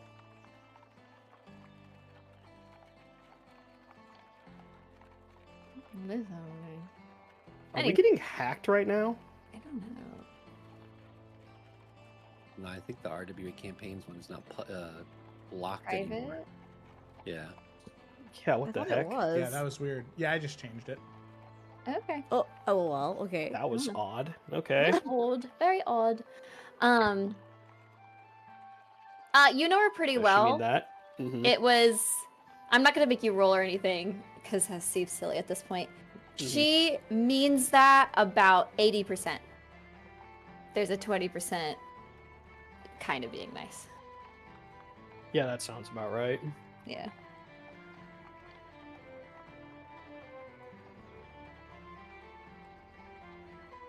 I just hope this next mission, whatever it is, goes better than this one. Because if the goal was to bring us closer... and Merrick just shakes his head and looks out the Yeah. window for a second. I feel like I know better how I would approach things now after having experienced one mission. But yeah, trying to get us to collaborate, that's gonna be maybe a lot of us. I think we are all really prideful, you know? And I mean, we were born to be princes, and we're so, you know, the best at what we do. Oh my gosh, so. But like with each other, none of us are the best at anything, really. Like, we're all kind of on the same playing field, and I think we're not quite used to that, maybe. And so putting our pride aside and leaning on each other, I think hopefully will help. And yeah. Even if you and Edwin are participating now, I hope you'll still do what I asked. Yes, of course, Barry. There's genuinely no reason for me not to want to help you with that.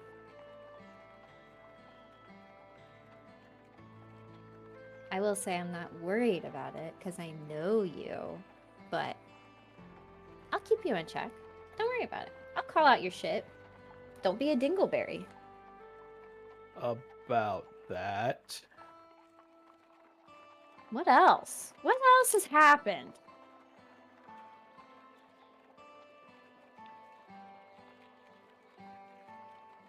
So when I fell down the hole, Mm-hmm. I may have heard Mm-hmm. a voice coming from the green egg in my head.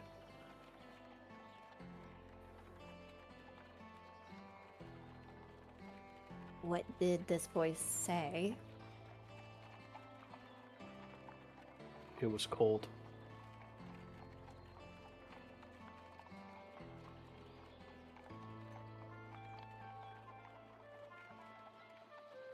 Barry, I tried to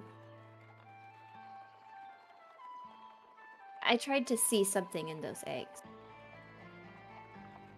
And it hurt me.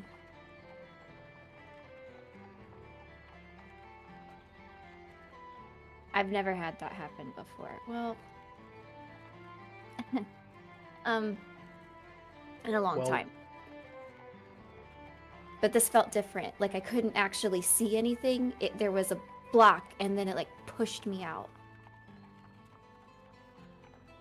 I don't think these are good eggs.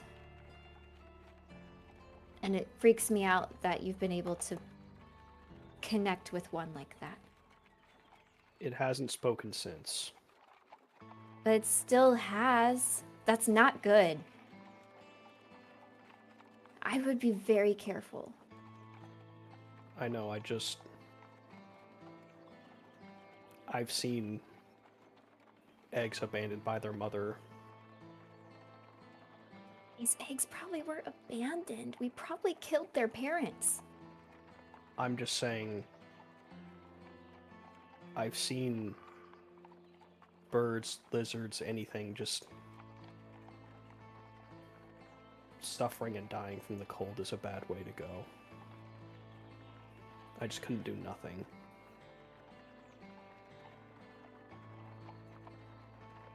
She's gonna like reach out and take Merrick's hand.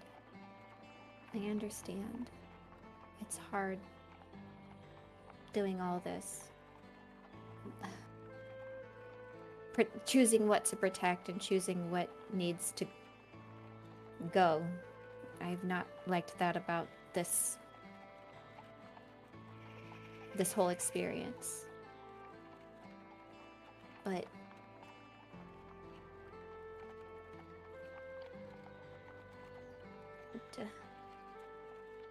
dragons are a little different. Our family, you know.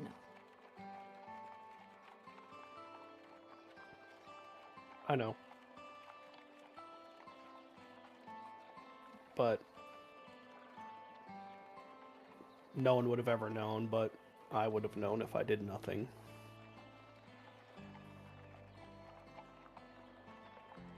You're not gonna step in if Dad wants these destroyed, right?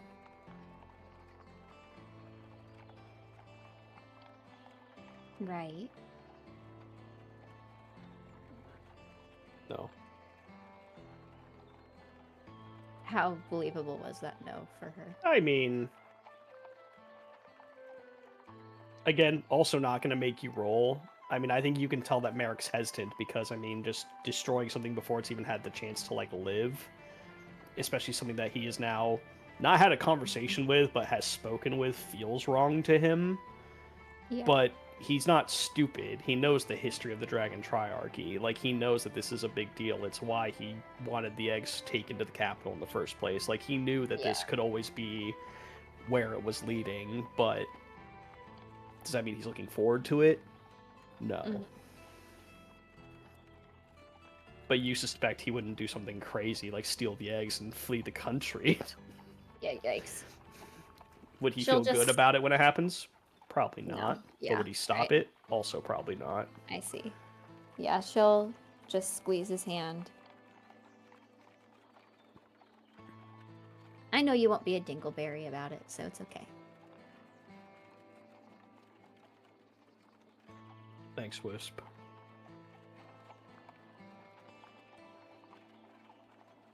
I'm sorry, I know all of this has been really hard on you too. It's definitely not.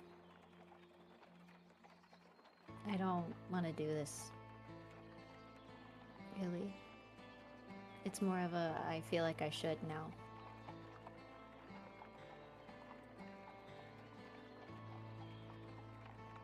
Whatever happens, just stick with me and I won't let anything bad happen to you. Okay. Holds up a pinky. Gotta make sure we stamp it. Thank Signed, sealed, delivered. you.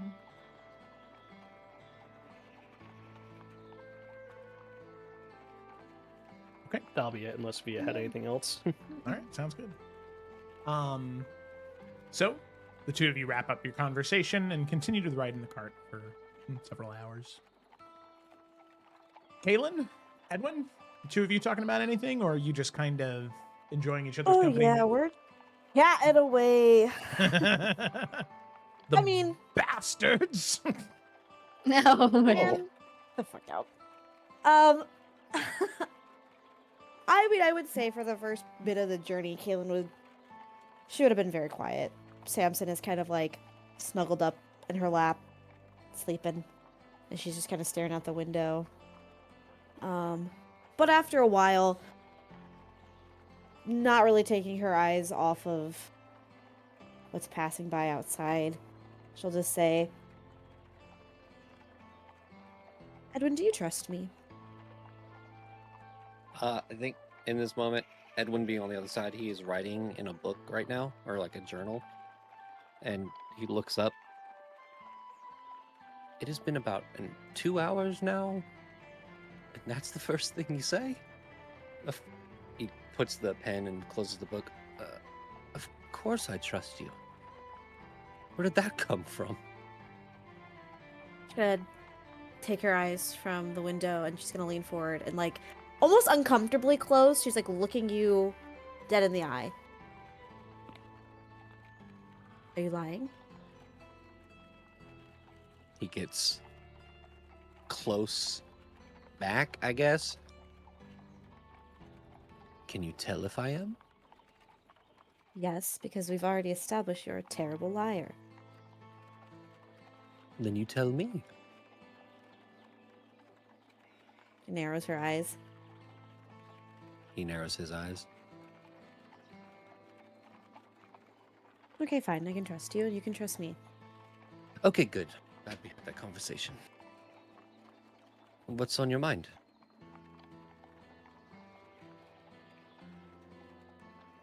You don't want to be king. And you don't want the throne. So why did you say that you did? And what makes you think I don't?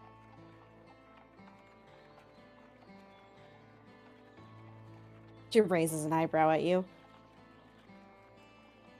Okay. Then tell me why you want it.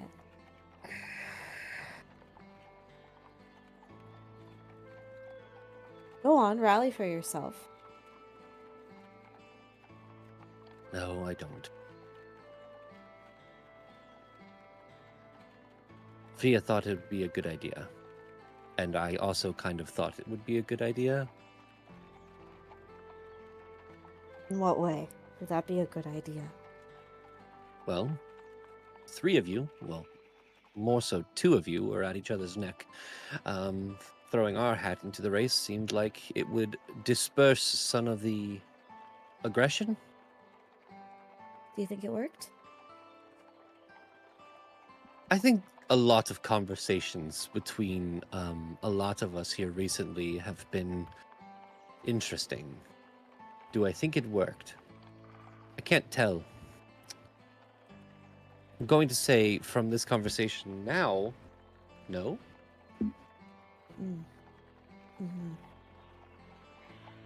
So if we got back tomorrow and Talon pulled us all aside, conducts his interviews, grades our test, and told you that Xanthi's queen, how would you feel about that?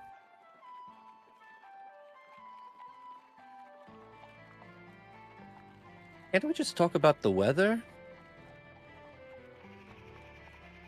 Yes, Edwin, please regale me about the weather. It's not raining. She just Fine. stares at you and blinks. You're no fun sometimes. I think that none of us have been out in the field long enough to make that decision yet. But if Father was to say that Xanthi is queen by right, in the line of succession, she is. Right? I can't be king. I'm a bastard. Which then it falls in line to Xanthi, the next born. That's how I would reason to myself that Edwin. Xanthi is queen. Yes. Our house is built on bastards. Why do you say that? Isn't that what makes a Folkrest a Folkrest? I think Somebody there's a lot goes- of things. Go on. I think someone who goes out and proves themselves I think they're equally as in line as anyone else. Why And I is it agree. fair for them to treat us so differently? You think that's fair? I think a lot of things in this world are not fair. And a lot of the things that aren't fair, I have grown accustomed to just being okay with. But we can't be, Edwin. We can't just be okay with it or nothing ever changes. I know. That's my point. And it is a good point, and I agree with you mostly. It's just, Kaylin, you have to understand that my entire life, once father took the crown, I was told I have no say, no power. I have no claim to the throne. I've grown up the last 44 years of my life with that ingrained into my mind. And I grew tired. I grew tired of thinking one day I could be king, that is the way of the full crest. I grew tired of trying. But for you, you have much more ambition than I do, and I think you would make a great queen.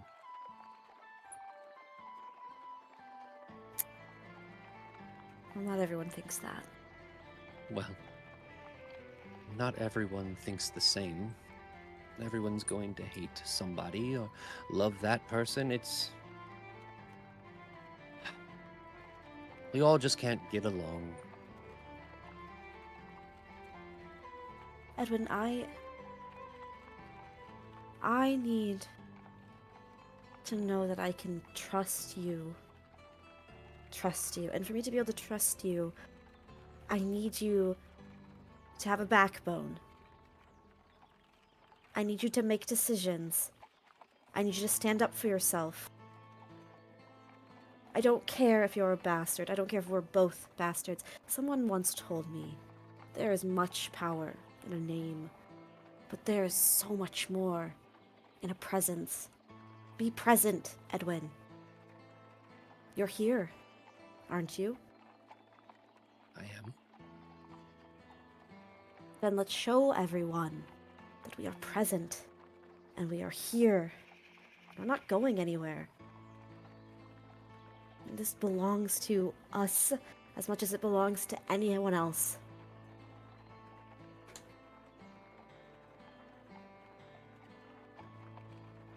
So what you're saying is I should try. What I'm saying is, you should do what you want, not what others tell you you should do.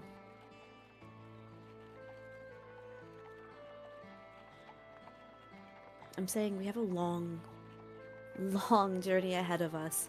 And if we're going to be sent out to do these trials, everybody here plays a part. But no one part is greater than the other. And I will not let you sit by and hang your head low because you are a bastard. Or think you are unworthy than the rest of us.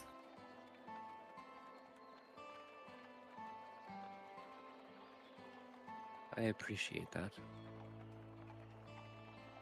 And your words have not fallen on deaf ears.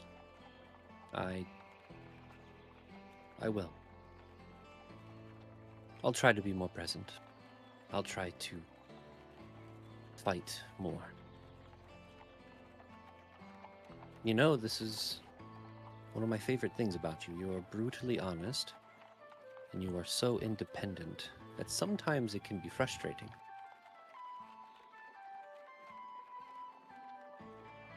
She just smiles.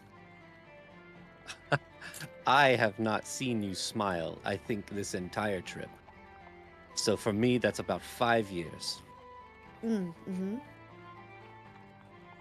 Well, some people have said some things on this trip that I won't be forgetting anytime soon. And you have that right. I am sorry for her that she said that to you. It wasn't just Xanthi. There was And you more? don't have to apologize for anyone else. Sticks and stones.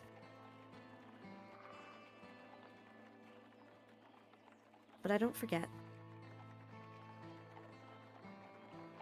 And you shouldn't. And for what it's worth, I'm so glad that you are my sibling. Do you mean that? He gets closer, squints his eyes. I don't know. You tell me. She crosses her arms and leans forward and looks him in the eye. You're okay. For now. Good. You see, Samson was also leaning forward and squinting his little beady eyes at you. And she'll pet him on the head. No, he's passed the test. It's okay. She's smirking. Well, I know we have a long journey ahead of us. I'm going to try to get some sleep. If that's okay with you. Good luck. I'll try. And he kind of lays back, and obviously the carriage is moving, so his head is just like... Yeah. After an hour, that's not working. Goes back to writing. Okay. Yeah. All right. You continue on your journey. A few more days pass. Anything else? Last call. Okay. Not on the last day, but on the 20th of September. Second to last day before you finally return to Crown's Rest. You're back into the Crown Lands. Back into the lands that belong to House Falkrest as reigning monarch. The House of the Reigning Monarch in Adaria. You hear the carriage stops to a halt. All of you stop moving. And you hear the muffled Sir Otis speaking. You're not quite sure. Is anybody getting out of the carriage to investigate?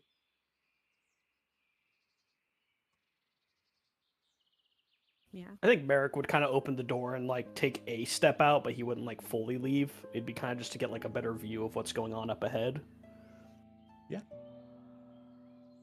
Yeah, Edwin might take a little peek. All of you, in one way, shape, or form, you can now hear the conversation that's happening. And those of you peeking your heads out, you can see the individual that seemingly has stopped the caravan.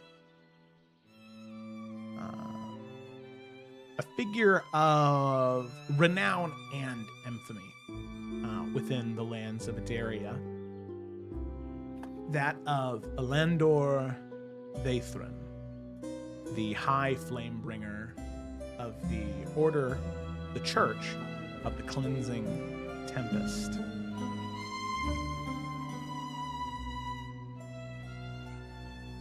As he, let me go ahead and share this image. Observer. You can see the infamous individual, a revenant, undead. One of the Crown Claw Knights under the reign of Alistair Draven, now turned to a vendetta to hunting down the remnants of the Crimson Court. You can see that he is not alone, and he is flanked by what seems to be a small army of around 100. There are 20 crimson-robed priests, tattered red vestments, each carrying a lantern that is lit even in broad daylight. And you can see that upon their robes, they have stitched on these pieces of scripture of parchment sewn on to various parts of their robes. And then you see 80 armored zealots clad in gold-trimmed plate. Each bears red lightning bolts that go across the sides of the head and emblazoned on the chest, almost like a wreath coming out of the sides of the helmet, but of this red lightning. And you can see all of them rest their hands on their hilts, ready to draw at a moment's notice. As Lendor, he raises his hand and says, I understand. Sir Otis, correct? Yes, that is correct, Elandor. But please, we're merely trying to make our way back to Crown's Rest, and we are escorting the princes, princesses, and Lady Paramount. I would recommend that you do not impede our journey any further than what you already have. Order your soldiers to move to the side, and we will be on our way. My good sir, are you familiar with the edicts of the crown for the Church of the Cleansing Tempest? Are any of you here familiar with the edicts issued by Queen Elendara Falkrest, ratified by King Edemir Falkrest, and further ratified by King Talon Falkrest? Can anyone here remind me of them? And as all of you are listening, does anybody want to try to recall what those are? Yeah, why not? Yeah, anybody who wants to, go ahead and make a history check.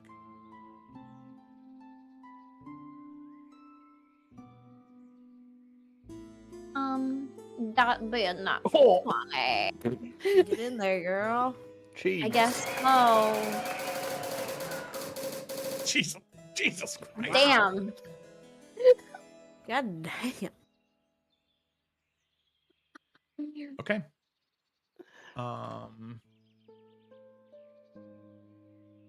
Boop.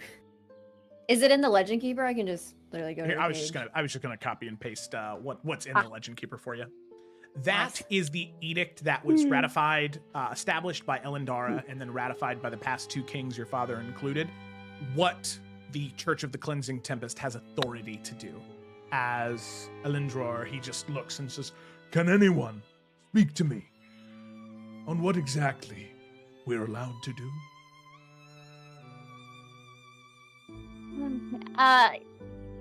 Yeah, and Via's gonna get out of the cart. You guys, have the authority to stop and search, the authority to investigate property, and mandate of vigilance. There's a little bit more to each of those, but I'm sure you of all people know. Thank you, my lady. In fact, if I am not Princess. mistaken, Princess Octavia. Yes, of course. You do me the great honor of reminding me and Sir Otis here. A mandate by the king. Should you refuse us, it would be treason. So, Otis, are you committing treason, or will you allow me to do my work unhindered?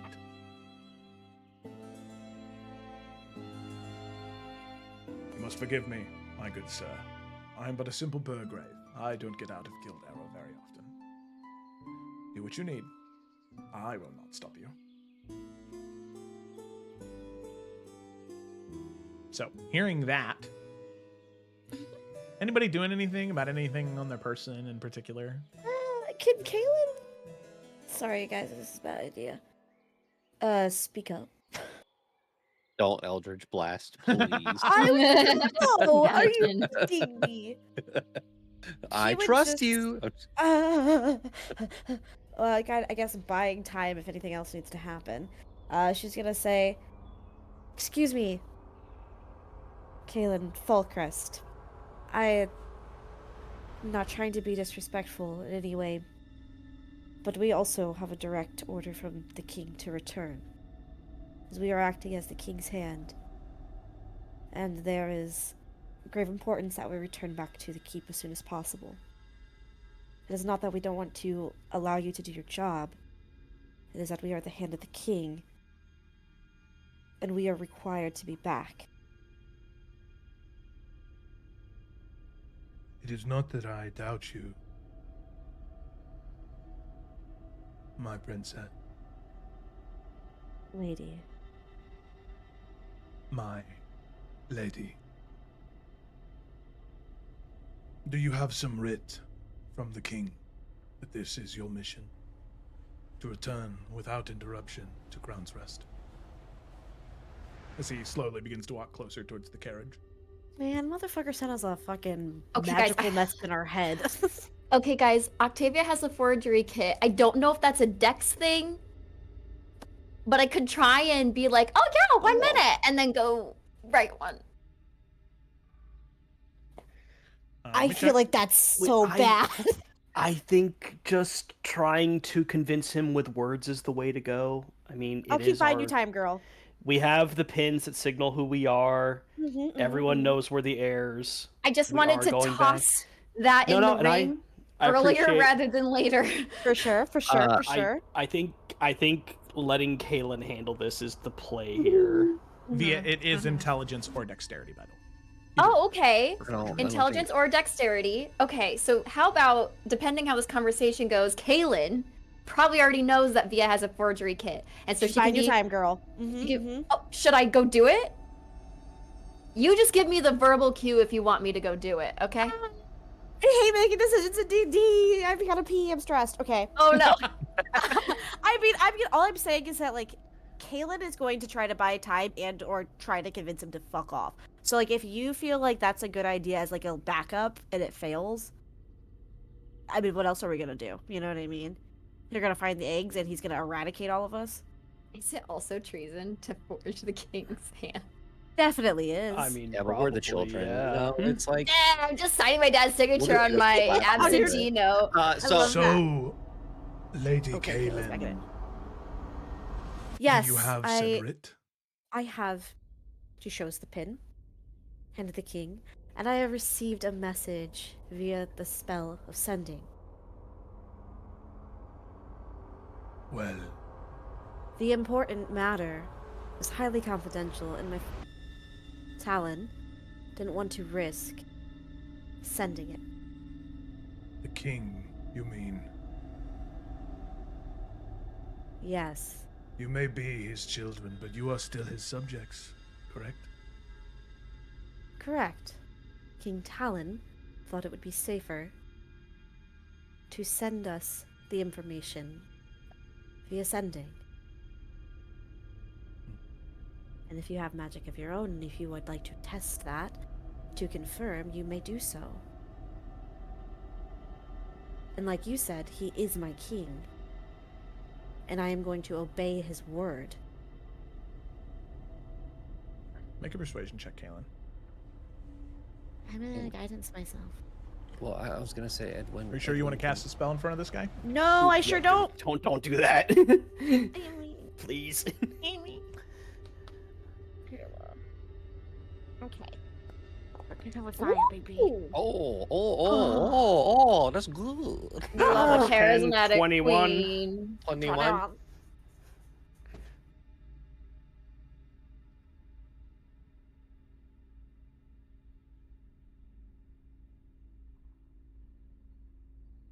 I do believe you, my lady, that you are of the king's hand. That you are who you say you are. And that, as far as I can surmise, you are here, traveling through these lands on a very important task. However, my task is also very important. You would think those of House Falkrest would be most keen to allow my work to go unhindered. As the remnants of the Crimson Court, I'm sure would be most pleased with the fall and demise of your family. But should you feel confident enough that the 300-400 here are entirely, wholly loyal to you, and that none of them hold any secret resentment or hatred or will to do malice upon you, then we will let you pass. Or perhaps you bring traitors into your home. It is your choice. I just hate to see young royal blood spilt unnecessarily.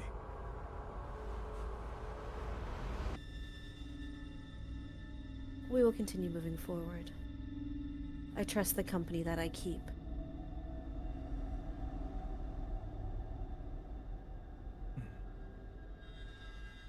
He steps a few steps closer as he's been talking. Kaylin, probably 10 feet away from you now. Yeah. And Samson you can- has crawled onto her shoulders and is like perched right next to her. Yeah. You can see his skin is decayed. He's barely human, you know? Like you can see like his nose is like rotted away where it's almost like ghouls, you know, in Fallout where it's like concave. The skin around his face gaunt and stretched thin against the bone, cracked and dry, with that dull blue glow in his eyes, and he says, Allow me to impart a few words of wisdom, Lady Kaylin. That even the most loyal guard can become a traitor. and he looks past you, Kaylin, at Edwin, into the cart behind you, to Via, to Merrick. And you can see his eyes just sort of glow a bit. There's this magical emanation. And he blinks. And he looks back to the cart where Merrick and Via are. And then back to the cart at the forefront with Lady Astralore and Xanthi. And further forward to the front of the line. But please, allow me to not interrupt the king's business. There is nothing here that concerns us. Please. Continue on your Did I- journey. Did I see his eyes glow? Like, he was right in front of me, right? Yeah. Mm-hmm. Did Via see him? Yeah, glow all you guys too? saw it. He didn't try and hide it. Did any of us pick up on what that glow means? Any of you that are proficient in Arcana can make a check. I am. That's not I it. would like to. Nope. Oh no, I got an 8. That's not You said, oh no. Oh no. That's a cool spell. He can make his eyes glow. Let me see. I did exit out of D&D Beyond, which is on me. Let me go to Xanthi's character sheet. I don't think she's proficient in Arcana, but considering the go with subclass no. she's going to go into, she might be. He cast prestidigitation on his eyes. Eyes. Xanthi, is not. She's not. Okay. Yeah. So with an 8, Via, you're not sure. It could be holy magic, like some type of detection, some type of abjuration, evocation. You're just not sure. Just knows it was magic. It was magic. Yeah. He wasn't hiding it either. He was very boldly casting some type of spell or using some type of magical effect in front of all of you. Mm. Well, if there's nothing else. There's nothing else. My lady, my princes, my princesses, safe travels back to Crown's Rest. I'll give a light bow and gesture his hand forward. And the doors to the carriage is shut. All of you return inside. But the soldiers blocking the road don't move. You can see, or you can hear Sir Otis, say, Sir Landor, if you would, please.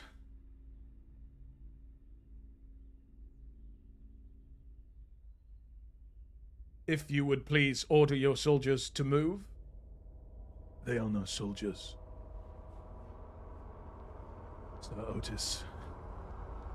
They're clergymen.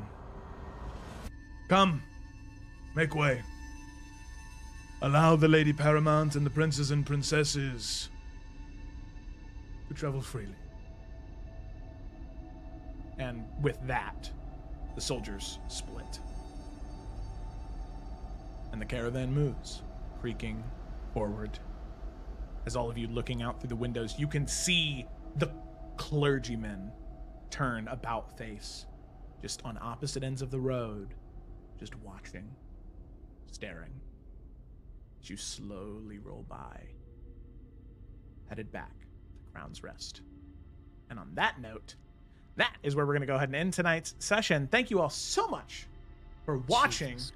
Much appreciated.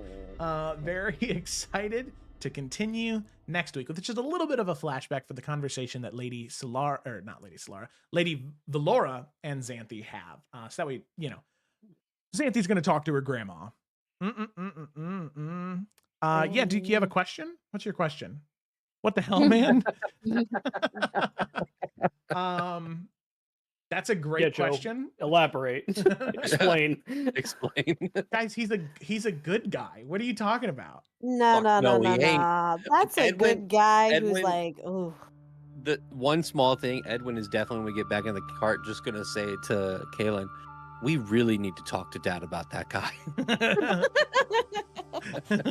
All right. Well, thank you all so much for watching. I hope you enjoyed. Be sure to follow if you haven't yet. We've had so many people follow. In fact, during the end screen here, there's actually going to be credits that roll of all the people that gifted subs, that subscribed themselves, whether it be on YouTube or on Twitch, and as well as people who followed, and to our lovely moderators who helped keep things clean and organized in the chat and reminded me when I didn't take water. However, yeah, thank you so much for watching, everybody. We really appreciate you. We'll see you next time. I desperately need to use the bathroom, and I'm going to get a bigger cup next time because this was not enough water. Thanks for watching, and we'll see you next one. I'm ready.